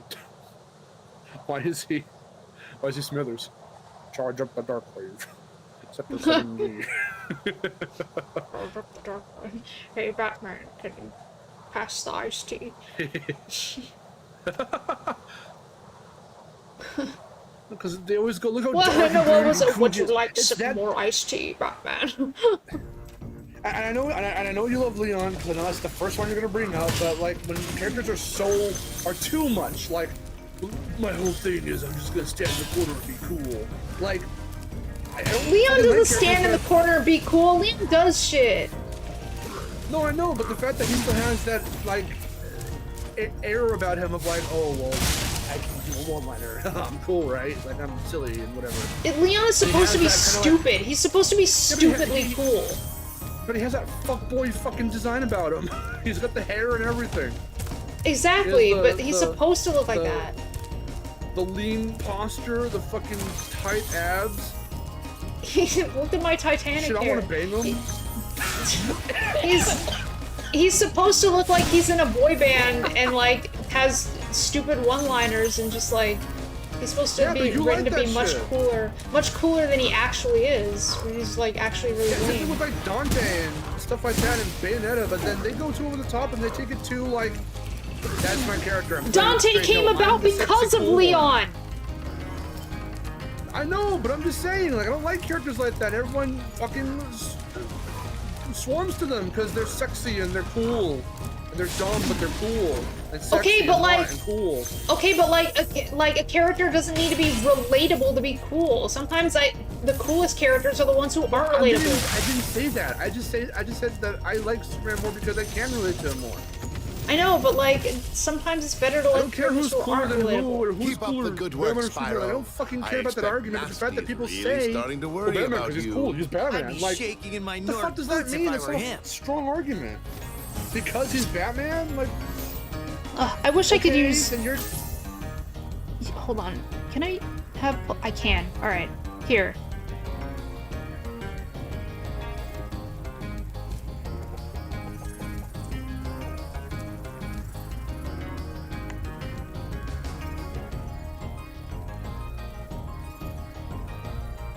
I mean, same thing, Ishiverse. I don't read the comics. I just watch movies and cartoons and shit. Who's cooler? Oh my god. There's a poll. Who's cooler, Batman or Superman? Why? I just said I don't care about this whole argument about it. I know, but the thing is, you said you don't care, but then you used the word cool. You literally used the word cool earlier. Because I'm saying that because that's what people say. I know. Fucking care about that argument. I know, but if you didn't care, you wouldn't be making an argument. So.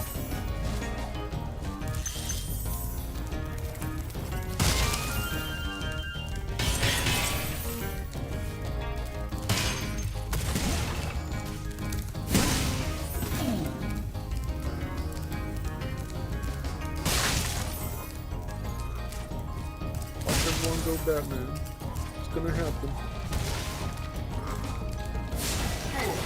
Don't say Superman just to have me prove my point or to take pity on me. Like, do it if you're gonna vote in the poll. Vote for who you genuinely like. I just know it's gonna likely happen to be Batman. I even said too though, he has the cooler villains. I mean, like Lex and Darkseid and them are cool, I guess, but like I don't know them as well, and I don't. Darkseid. I haven't seen. Huh? Darkseid. Darkseid. I haven't seen them in cartoon stuff as much.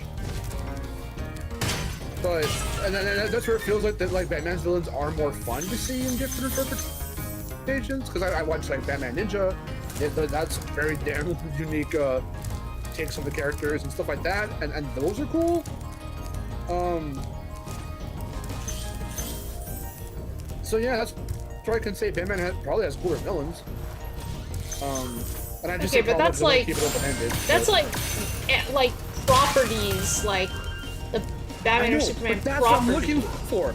No, okay, my whole but point we is what were I'm saying is that specifically. hold on. Let me finish. Hold on. My whole point of bringing this up in the first place is that that's what I'm looking for. The qualities, not the fact that well, if he's Batman, so he's cool, so he's better. Like, fuck that. That's not an argument. That's what I'm trying to say.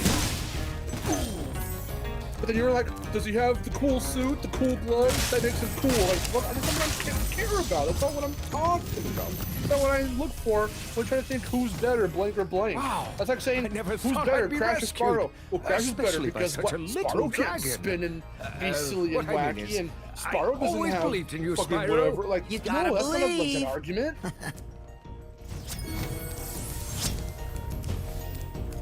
Okay, but you also didn't understand what I was trying to say either. Because if you hadn't interrupted me, you would know that when I said properties, I didn't mean qualities. I meant like the actual properties, like the shows, like the media that they are from. And I, like, that's what I meant when I said properties, like, okay, that's talking about those. I thought we were literally talking about who is cooler as a character. No, we are. And everyone says, but yeah. No, well, I know, but then you started talking about, well, Batman is cooler villains. I said that's like, yeah, but now you're talking about like the shows and like the whatevers. Well, because because that's how I'd rather talk about it. I'd rather talk about, okay, Batman. Because that's what I'm saying. I don't care who's cooler as a character. Batman this, Superman this, whatever. Because it's always going to default to Batman. But I'd rather kind of debate about well, which one is better is, I guess, Superman or Batman as a property. Because as a character, it's always going to be Batman, which also still sucks, but like I'm trying to like justify it in different ways. Oh well. Okay, so are you saying you agree? Wait, that can even stretch to the characters where it's like, oh well, the heroes are defined by the villains. Okay, Batman has better villains. In my opinion. So are you saying you agree? It's cool to watch. Huh? So are you saying you agree? With what? With that, like, as characters, Batman is cooler. What? I don't know anymore. I don't know. No, because... Not for the reasons that everyone else says. He's cool because he's Batman. Like, fuck that. That's not what I'm trying to say. That's not even what I said. I'm not talking about... Okay, you know what? I'm stopping right here because this is going to get blown up proportions and become a stream highlight, and I don't want it to because it's always about weird debates and arguments. Okay, we're done. We're done. I'm stopping it now because everyone's going to be all like, all right. Shut the fuck up. All right, calm down. No, see. Anyway. No. End poll. Poll completed. Batman won 91%. John asks, have you guys ever watched Challenge Showdown? No, I've never seen Challenge Showdown. I don't know what that is. I've never watched Omi turn evil and go to the healing side, and he didn't have the yin yang yo-yo, though he had one, but he had the yang yo-yo, and it turned him evil. Okay, but then, seriously, no. See, that actually makes sense because the yin yo-yo and the yang yo-yo, because it doesn't matter which one you use. If you use it once, it'll turn you whatever you're not, and then you use it again, it'll turn you back. So it doesn't matter which one. That's how they got around that. Without the other. Wait, isn't it if you leave without? Yeah. Both? No. If you use it and then come back, if you leave without both, if you leave the yin yang world without both, then you'll come out whatever you're not. But it doesn't matter, because if you're good, you'll come out evil. If you're evil, you'll come out good. Like, but it does not matter which one you use specifically. Okay. It's not like a Jackie Chan Adventures thing where they just got it wrong. No, that's what I was gonna say. Like, however, in Jackie Chan Adventures, you have to explain that now. Okay, no, okay, so for anyone who knows the concept of yin and yang, like, do you actually know which side is which? Like, which side is, like, the positive and which side is the negative, which side is the light, which side is the shadow? Because if you know which one is which, then, like, yeah, okay, then, yeah, you know. If you know, you know. If you don't, you know. So, but there are things that I've seen, most prominently in Jackie Chan Adventures, because I can't think of anything else that did this. I'm sure there must have been something else that did this. But Thank you for rescuing me. Like, in actual, like, you know, like, I've looked this up. I've looked this up many times, so I know what the difference is. Like, in actual, like, Chinese culture, I'm pretty sure, because I've looked it up several times to make sure that yang is light and yin is shadow. Yin is bad. Yang is good. That's what people are saying in the chat. Yes, yin is black, yang is white. Exactly. That is exactly how it is, right? But for some reason, for some unexplained reason, in Jackie Chan Adventures, which, like, by the way, dabbles in, like, you know, Chinese mythology and things like that, they can't get that concept right. And it baffles me. It baffles me because they're constantly saying that yin is the good side. And I'm like, why are you doing that? That's not right. That's, like, actually not right, though. It's not correct.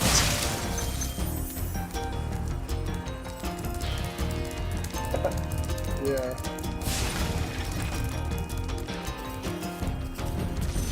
And they say it like 3 times. Of what I've been watching, it's always they're always saying, like, oh, it's the yin side. They're talking about the good side. It's like, no, that's actually the yang. What they're probably like, oh, yin yang, so in order, light and dark. That's probably just how they did it. Hold on, what's going on? Not receiving enough video to maintain. Hold on, something's up. My stream health says it's poor. Although on here it says it's fine. Yeah, it's going on my end. Yeah, on OBS it's fine. I'm watching it. It's still strong. It hasn't dipped. It's not stuttering or anything. Okay, well, it's just weird. Teen Titans and Robot Boy. What is Robot Boy? I've heard of that. Teen Titans is fucking amazing. I love it. Say the Robot Boy. I know what Robot Boy is. Say the funny alien haha name. Say Glowch or whatever. No. Blurtle Skletch. The breath is included in the name. You have to. Yes, it is. Oh, crap.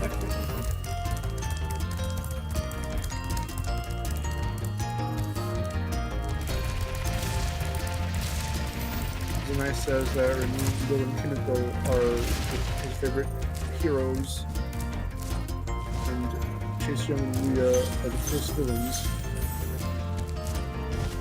Yeah, pretty much. Like, that's...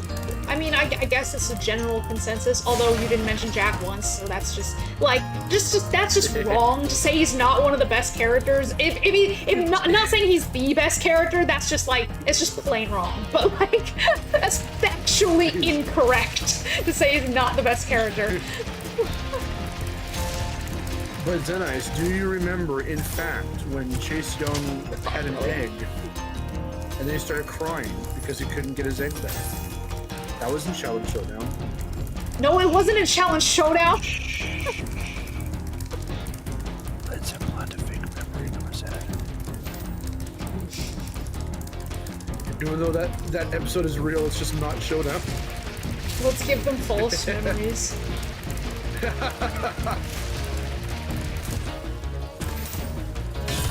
Oh yeah, we watched a little bit of Juniper Lee. That was kind of cool.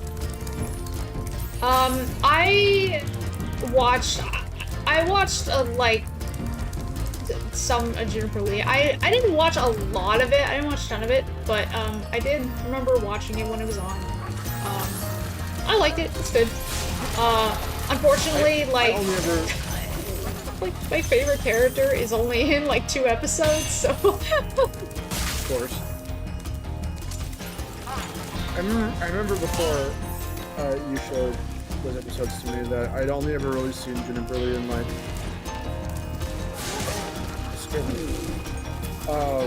I'd only ever seen not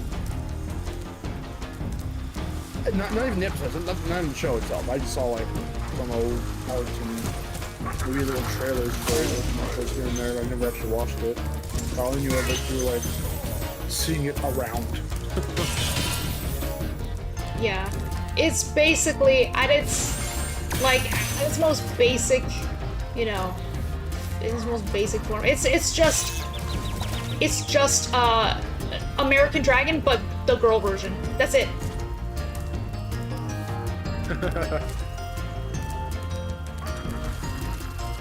It's just a girl version of American Dragon. God, I hate this. I hate all of you. How the hell did he get you from right there? Because he was like, he's in a really stupid position. And you know what? I don't. Well, again, it's the range. Why is he? It's the range. It's the damn radius for triggering them to do their attack, especially when they're ranged like that. It's so dumb. And I know that some characters in the OG, or enemies rather, had a trigger that was pretty wide. This is way too wide.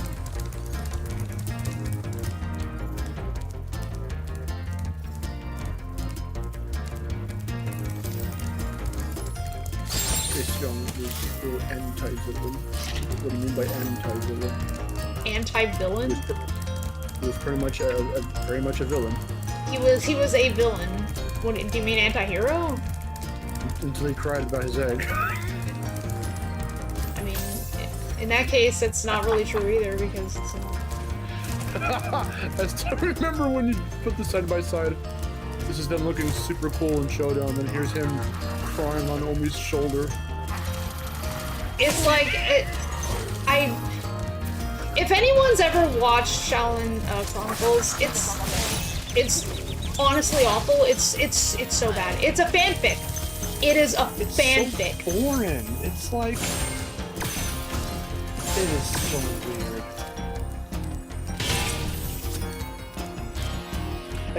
Didn't what's her name? What's the creator's name? Was it Christy Hui or whatever? What's her name? Christy Hui. Was it? Didn't you tell me that this was like? Didn't she almost like George Lucas this thing into existence? Wasn't she like, this is the next natural step before I want all the characters to go. This is how the show is always meant to be. I mean, well, no, I wouldn't say she did that, but like, it's always meant to be. It was more like she had a hand in like creating Chronicles. Like she was like a very like prominent like writer for the show. Yeah. And when I went back and looked at Showdown and saw what like the stuff that she actually had a hand in compared to Chronicles, she did a lot more for Chronicles. And that at that point I'm thinking, maybe you shouldn't touch your own stuff. Like that's what I'm saying, like what the hell happened? In the sense that like, well, the reason why I'm saying George Lucas is because like everyone should know anyway if you're a Star Wars fan, the story of rather than story, just a fact, I guess, that that was always kind of the bigger scale vision after 4, 5, and 6 came out, that when he was going to do the prequel trilogy, that he was like, yes, this is... I mean, doing the, what are they called? Like, not the deluxe version, what are they fucking called? The touched up versions of the, yeah, like the edition, remastered. or whatever they're called. Special editions. Well, yeah, with all the CGI shit in 4, 5, and 6. That was like kind of the test for like what the prequels were going to end up looking like. And George Lucas just kind of painting over his old work, like, no, this is what I wanted to do if we had the tech. We didn't at the time, we do now. And it doesn't look very good, and people hate, you know, purists who love the practical effects hate the CGI shit. And now with like how CGI'd and how like weird, and everyone knows how the prequels ended up. But Lucas was like, well, that was the vision. The vision was to show how these things can be and whatever. But this is how the story's supposed to go, and people just did not gel with that shit, which is why the prequels are hated so much. So in that vein of him having to add on to his own work like that, and people didn't gel with it, like after this come from the same dude, that was like the visionary on all this crazy original shit from 4, 5, and 6 when they first initially came out. Point being, same thing here with Showdown and Chronicles, like, but she was the creator, wasn't she, of Showdown? Yes. So it's like when you write for the next show, like how did it get this way? How did it kind of sink so low into this? Like why does it feel so fanficky? Like why is it like this? Well, I mean, how did you manage a lot of it is like rights issues. Like honestly, like that could be a huge reason. One thing, they had changed the names a lot of the Shenghong Wu because they don't have the rights to them anymore because Warner Brothers owns the rights to those names. Weird. So it's like, okay, like, you know, what are you doing? Yeah, seriously, and all things considered, the new characters, the fact they had to recast a lot of the characters,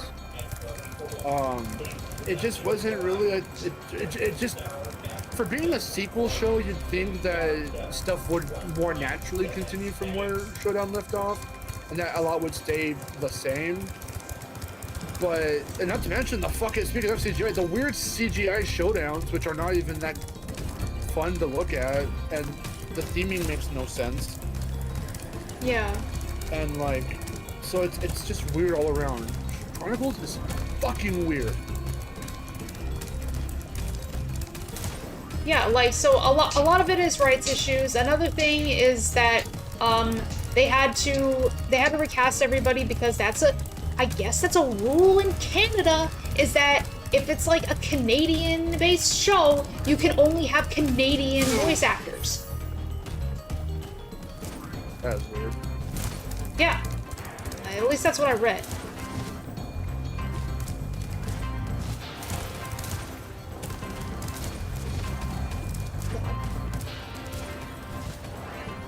Get that Ganasty Demorph.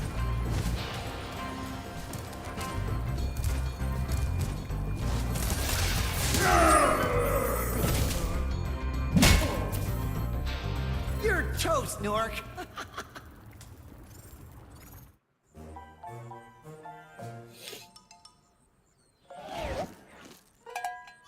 I don't even know about I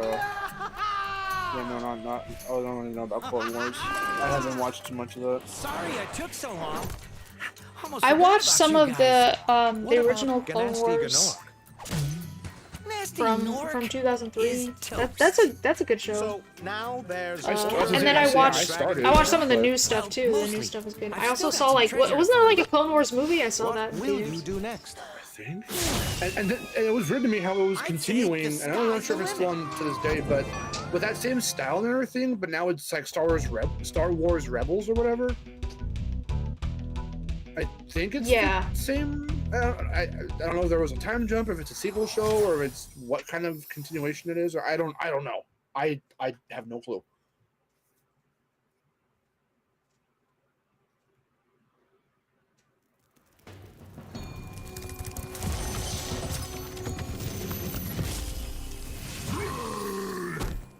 Nasty's ancient history now.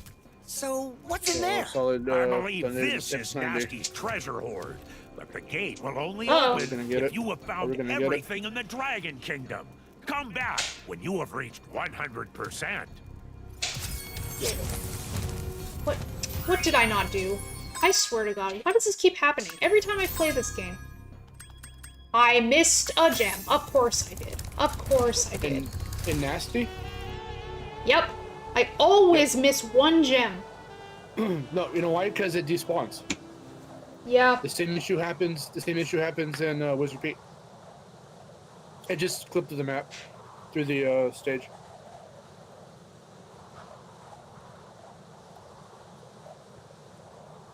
Oh yeah, I remember hearing that. Yeah, Rebels and Clone Wars. Yeah, those all take place in between 3 and 4. I remember hearing about that.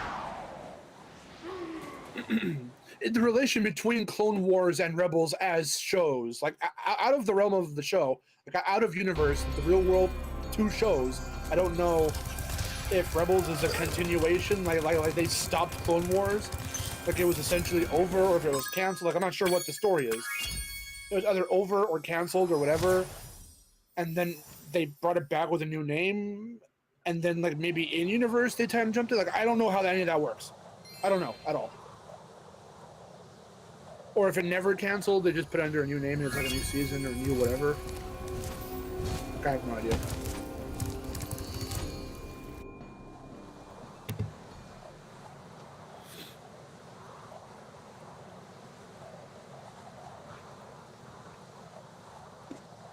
Tweets for Bob. Can you please come back to Reignited and patch the collision shit?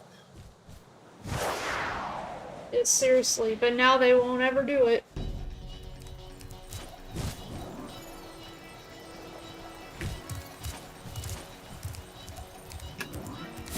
I don't know the story, just give me the answer. What?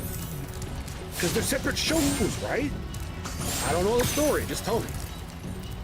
I know Clone Wars came out a long ass time ago. There's a new show with the same style, but it's called Rebels. What happened in between? That's what I want to know. I thought it was just a continuation. Okay, no, there we go. Thank you, Fire Spitter. Clone Wars was temporarily canceled, but it was brought back, mostly for some changes, some good, some bad, but now it's Rebels. Okay, that's what I wanted to know. Holy shit. Overthinking it. What the fuck do you mean? I'm trying to, like, think out loud. Like, well, Just asking a question. I'm just asking a question.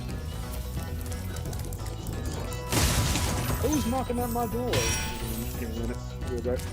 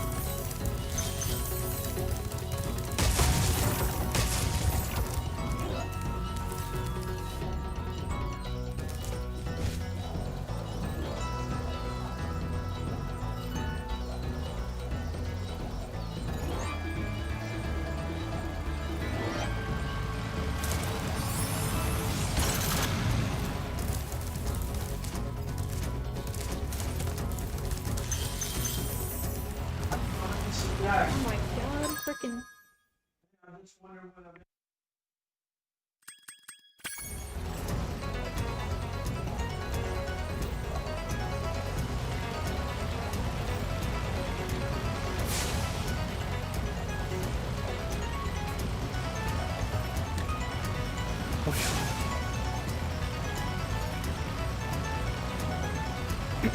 We could have a crash reboot in a similar format to the first Dragon Batch. That'd be pretty cool. I mean, that's essentially Twinsanity, but if they did another open world-ish crash like that, I could jive to that.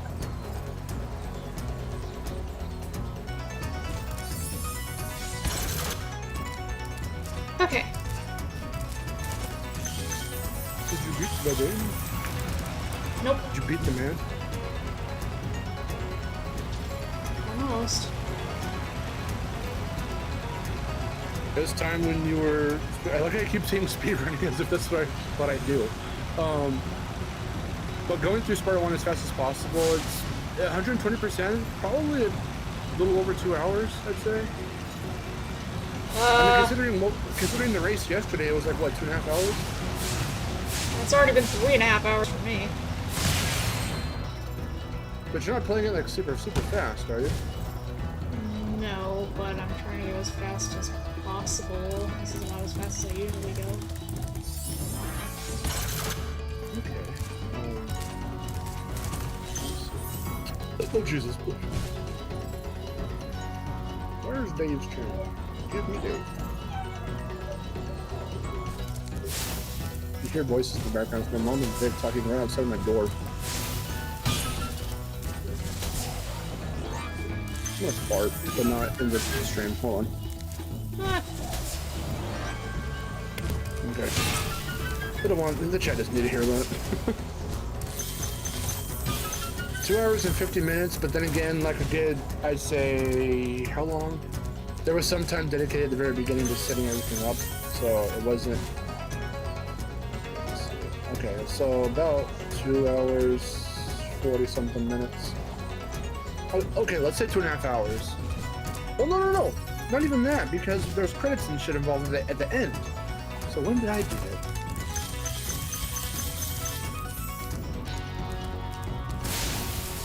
Okay, yeah. Okay, 2 hours and 2.5 hours. 2.5 hours. I'll say that much. The fastest time I can get for 120%ing it, 2.5 hours.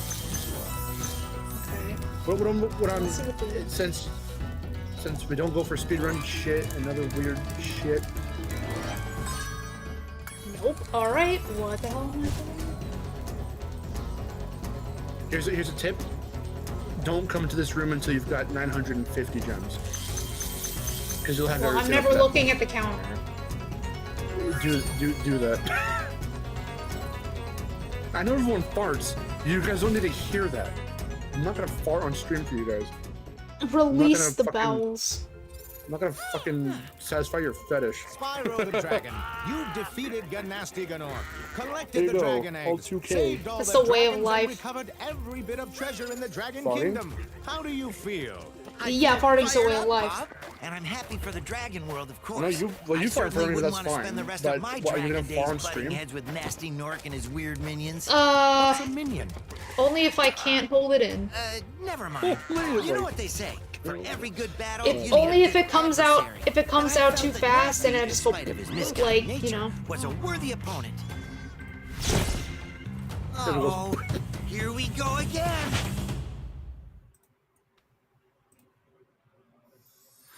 Oh, 120%. Good job. Liquid Ferret went to the Red Lobster. He had to come back to hearing us talking about farts. I love Red Lobster. Their biscuits are so good. Here we go again. Supercharged. Excellent.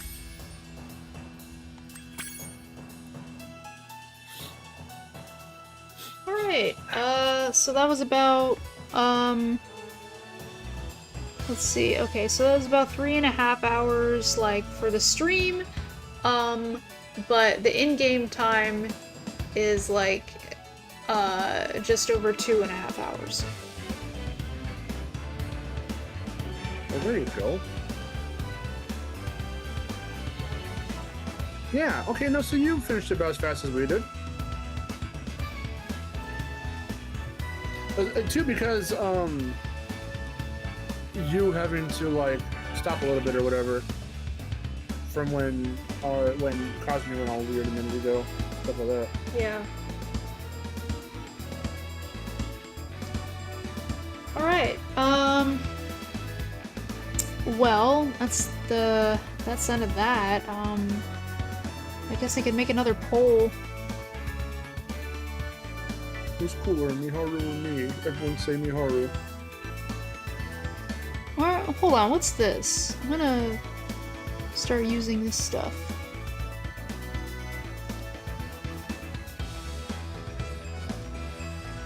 Look if you ever got to take the crab legs home. Did you walk on them? Did you go? Crab legs or... I'm not... You know, have I ever had crab legs? I've had lobster tail. Lobster tail is so good.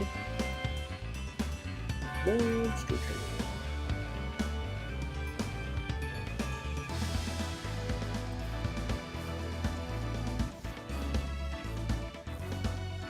Okay.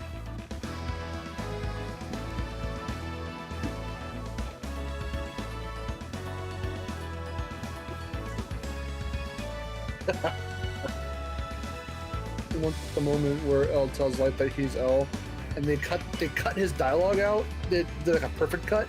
So he just leans over and stares at him, and then the music starts playing, and that's a good like reaction give for something. Can we watch Death Note again randomly for no reason? Only certain episodes.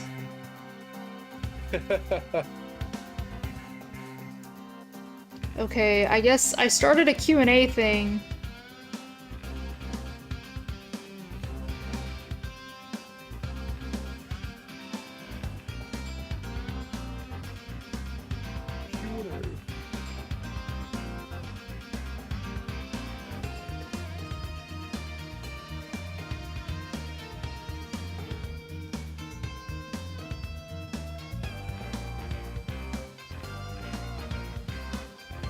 Ask something. Oh, let's ask a question.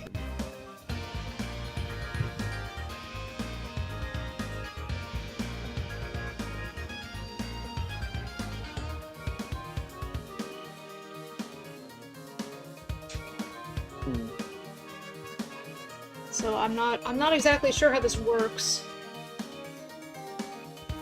Let's see.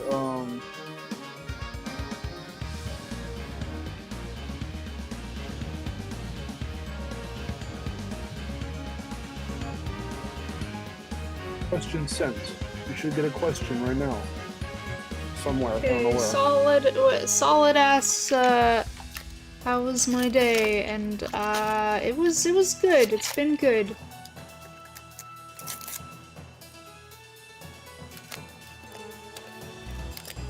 How was the stream? It was good. I finished the whole game, 120%. There's some goldfish ASMR for you guys. Can I make a funny noise? Yay! Have you seen the Tiger handheld games come back? No, I didn't see that. What made you want to do the Sexy Fox OC? Well, I mean, it wasn't really... I mean, that wasn't really the intent, it just kind of happened. I like drawing, anthro characters. So, She's a cutie.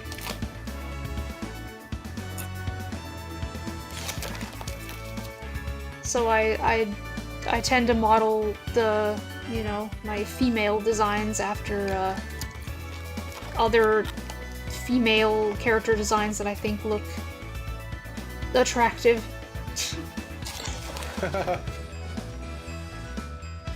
Are Spyro characters overrated? No, they're not overrated, they're underrated compared to Crash characters. Which one's cooler, Crash or Spyro?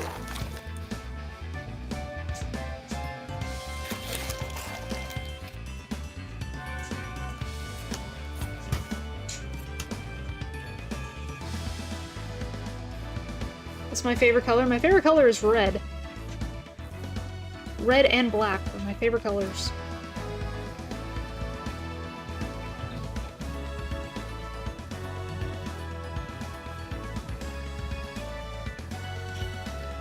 Do you have a personal favorite goal of yours in your streaming career? I would for it to be a career. That's the goal.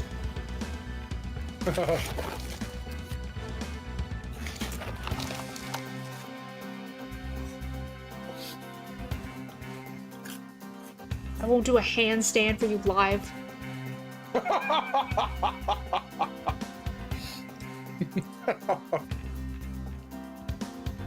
Ask a question. Do the thing.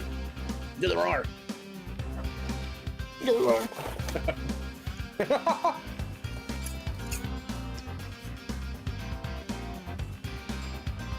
You were to star in an anime, what genre would you want to be in? Probably just like a shonen anime.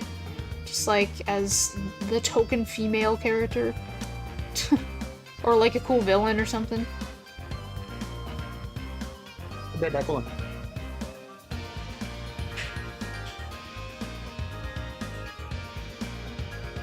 Do you have a favorite game console you don't want to part with? Yeah, like all my PlayStation consoles, pretty much. I mean, well, I'd part with the... If I had a good reason to, I'd part with the PS3. But I don't, because I literally can't play PS3 games on any other console.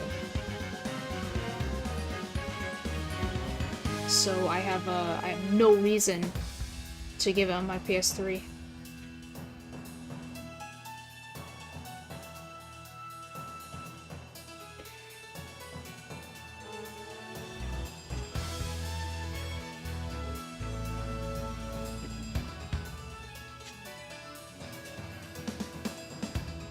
Weirdest obscure gaming merch you own?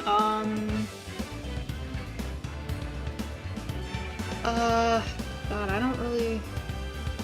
don't really get a lot of, gaming merchandise. I don't really get a lot of that. I have a PS2 remote. That's pretty weird.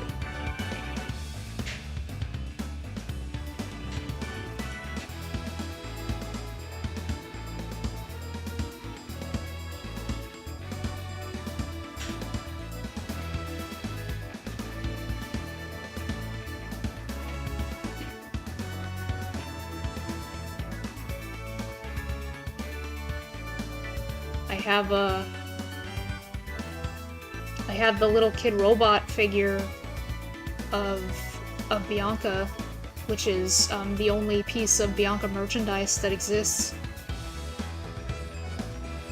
And unfortunately, it's her Enter the Dragonfly design.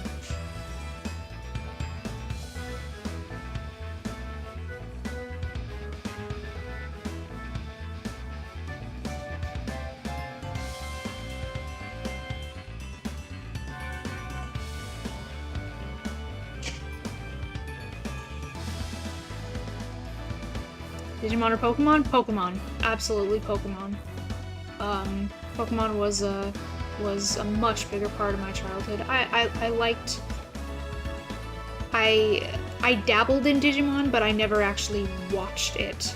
The thing is, I watched Pokemon, I collected the cards, and, you know, I had a bunch of, just a bunch of, like, Pokemon merchandise and stuff, you know. It was the games, the anime, the cards, toys, you know, what have you. Other things. It used to be on freaking Lunchables, jelly jars.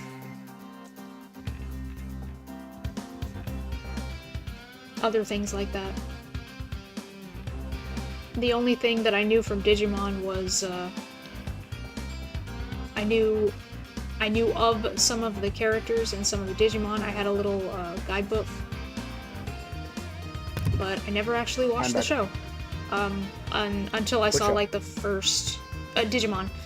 Until I saw the first 3 episodes of Digimon Adventure.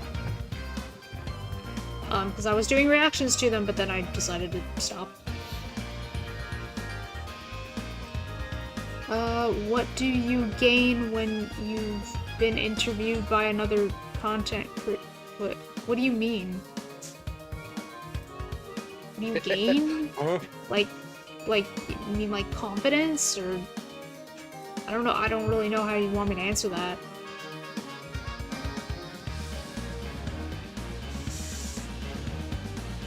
You mean, like, how do I feel after I've been on, like, a podcast or something? I don't know. Can I send you a spinning polygonal blaze? Sure. Okay, I'll send that to you. Because it's fun.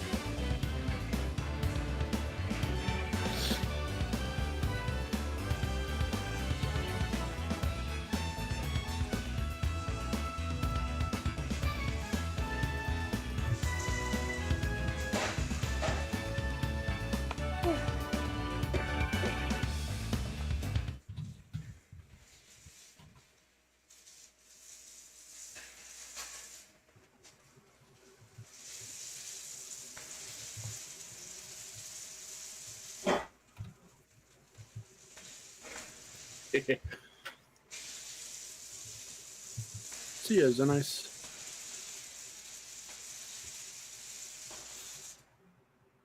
Play a funny haha game.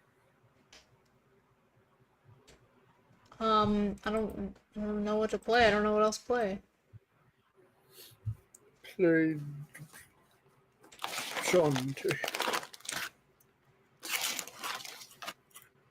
Play Put Leon in the bucket. Put Leon in the bucket.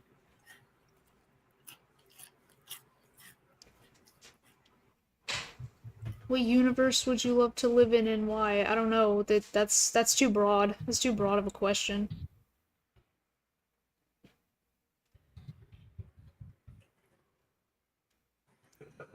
Why do birds suddenly appear? Finish the lyric.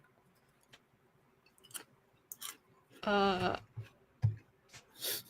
like how you the way look at birds suddenly appear. What the fuck?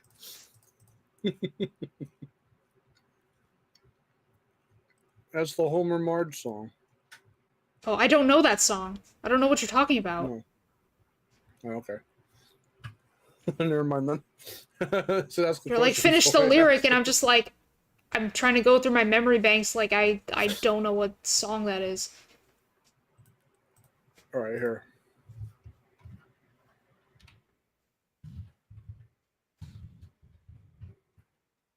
Finish this one. You are my fire, the one desire. Yeah.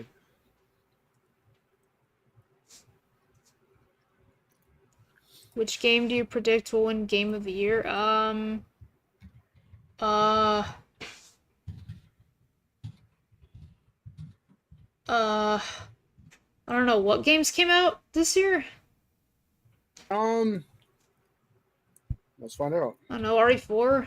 The RE4 remake? RE4. Sure, I guess that's it. It'd be cool if you were up for some stuff.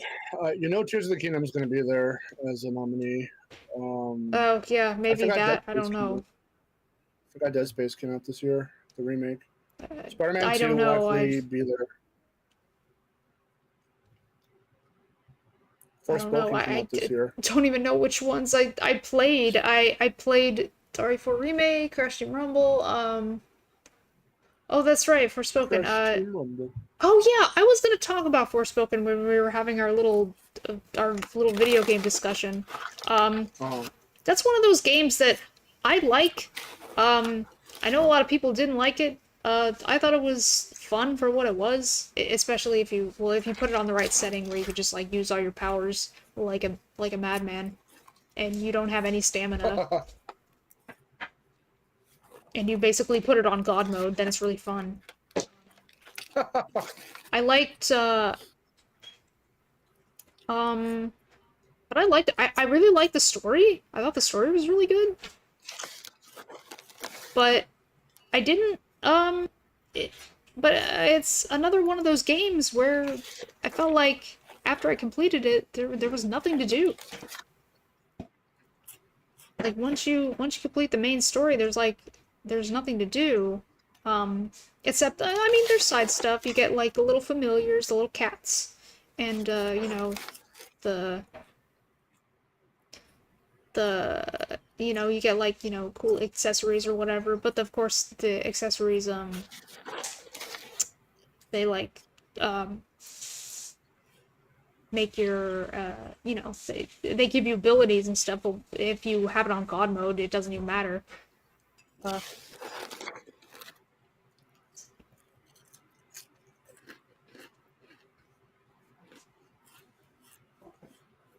Let's see. Can I order a pizza with your consent? No, you can't. No, you can't.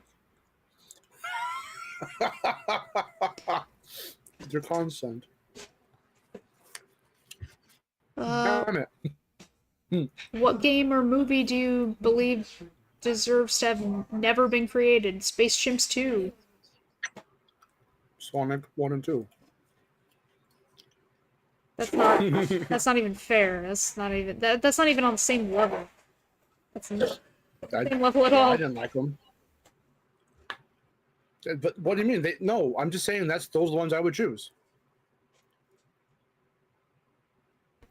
Like really? Did you really hate them that much? I mean, come on. I don't know. It was just the first thing that came to my mind. It has to be something absolutely fucking despised? Because that's not what the question asked. I mean, I suppose. Hold on. I ended the actual Q&A because there were some other questions going on here too. Yeah. Signals. Are you gonna play a Tomba remaster? I've never played Tomba, so I don't know. Yeah, so you should still play Klonoa. I don't really have any interest. I know you do. If I just sent you like a PlayStation card to get it, would you get it? No. I don't know what I'd spend it on, honestly. I want you to spend it on Klonoa. I don't really care to play Klonoa.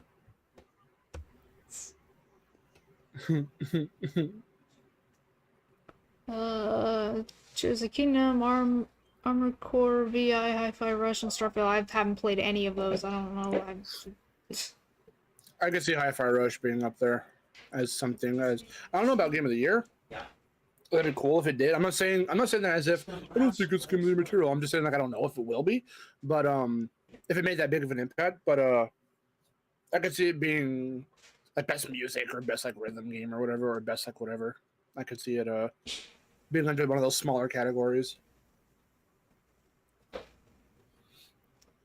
Yeah. All I know, Forspoken's definitely not going to get Game of the Year. But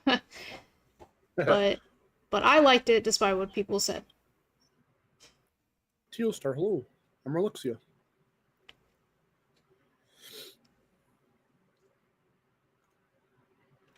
Yeah, I might get the Gex games. I think I for sure will get Tomba. I can finally properly play the first game.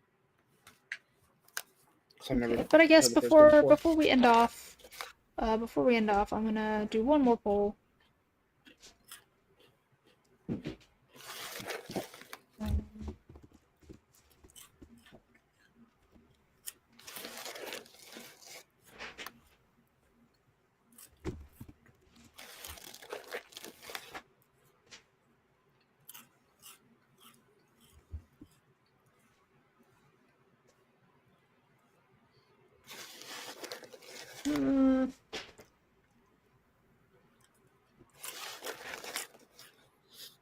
How are you doing the polls, by the way? There's a little option that lets you do polls. It says engage with your audience. That lets you do polls. Oh.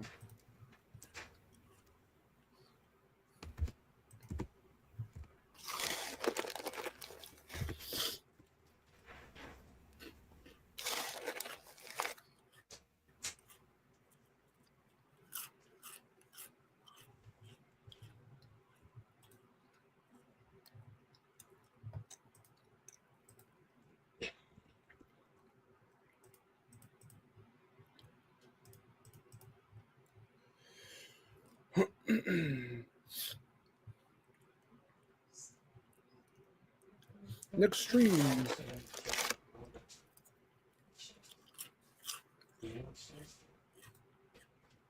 Wow. Okay. Okay, I got a poll going on. So Mark, if you want to plug anything while that's going on, go ahead. Okay. So tomorrow, speaking of Rumble as one of the stream options, we'll be streaming tomorrow on my channel. We're going to be doing some sticky TNT nonsense. So join me around, I'd say, anywhere between 12:30 and 1 p.m. PST tomorrow for some rumbling. And apart from that, like I said, I was supposed to stream over on Twitch today, but I postponed it. So we're doing that next Wednesday. We'll be playing Doom 2016. So if you're into that, join me on Twitch, Twitch TV, twitch.tv/DestinationMark. Other than that, I've got some videos coming out. I've got a Crash one coming out soon. I'm almost done with it. And we're currently finishing up. We've just returned to our Breath of the Wild playthrough on VidGames FTW. So if you want to see Let's Plays and silly playthroughs and shit with me and my friends, check out VidGames FTW. All right, pretty much it. Okay. Then I guess while that poll's still going, anyway. That's gonna do it for the stream. Thank you all so much for joining and the memberships and subscribing and following and all that good stuff. As always, if you are new, don't forget to subscribe for more casual gaming content. And join my Discord. There's a link in the description below. And I will see you next time. Until then, this is Miharu signing off. But first, I gotta end the poll, so make sure you get your last minute votes in there. 10, 9, 8, 7, 6, 5, 4, 3, 2, 1.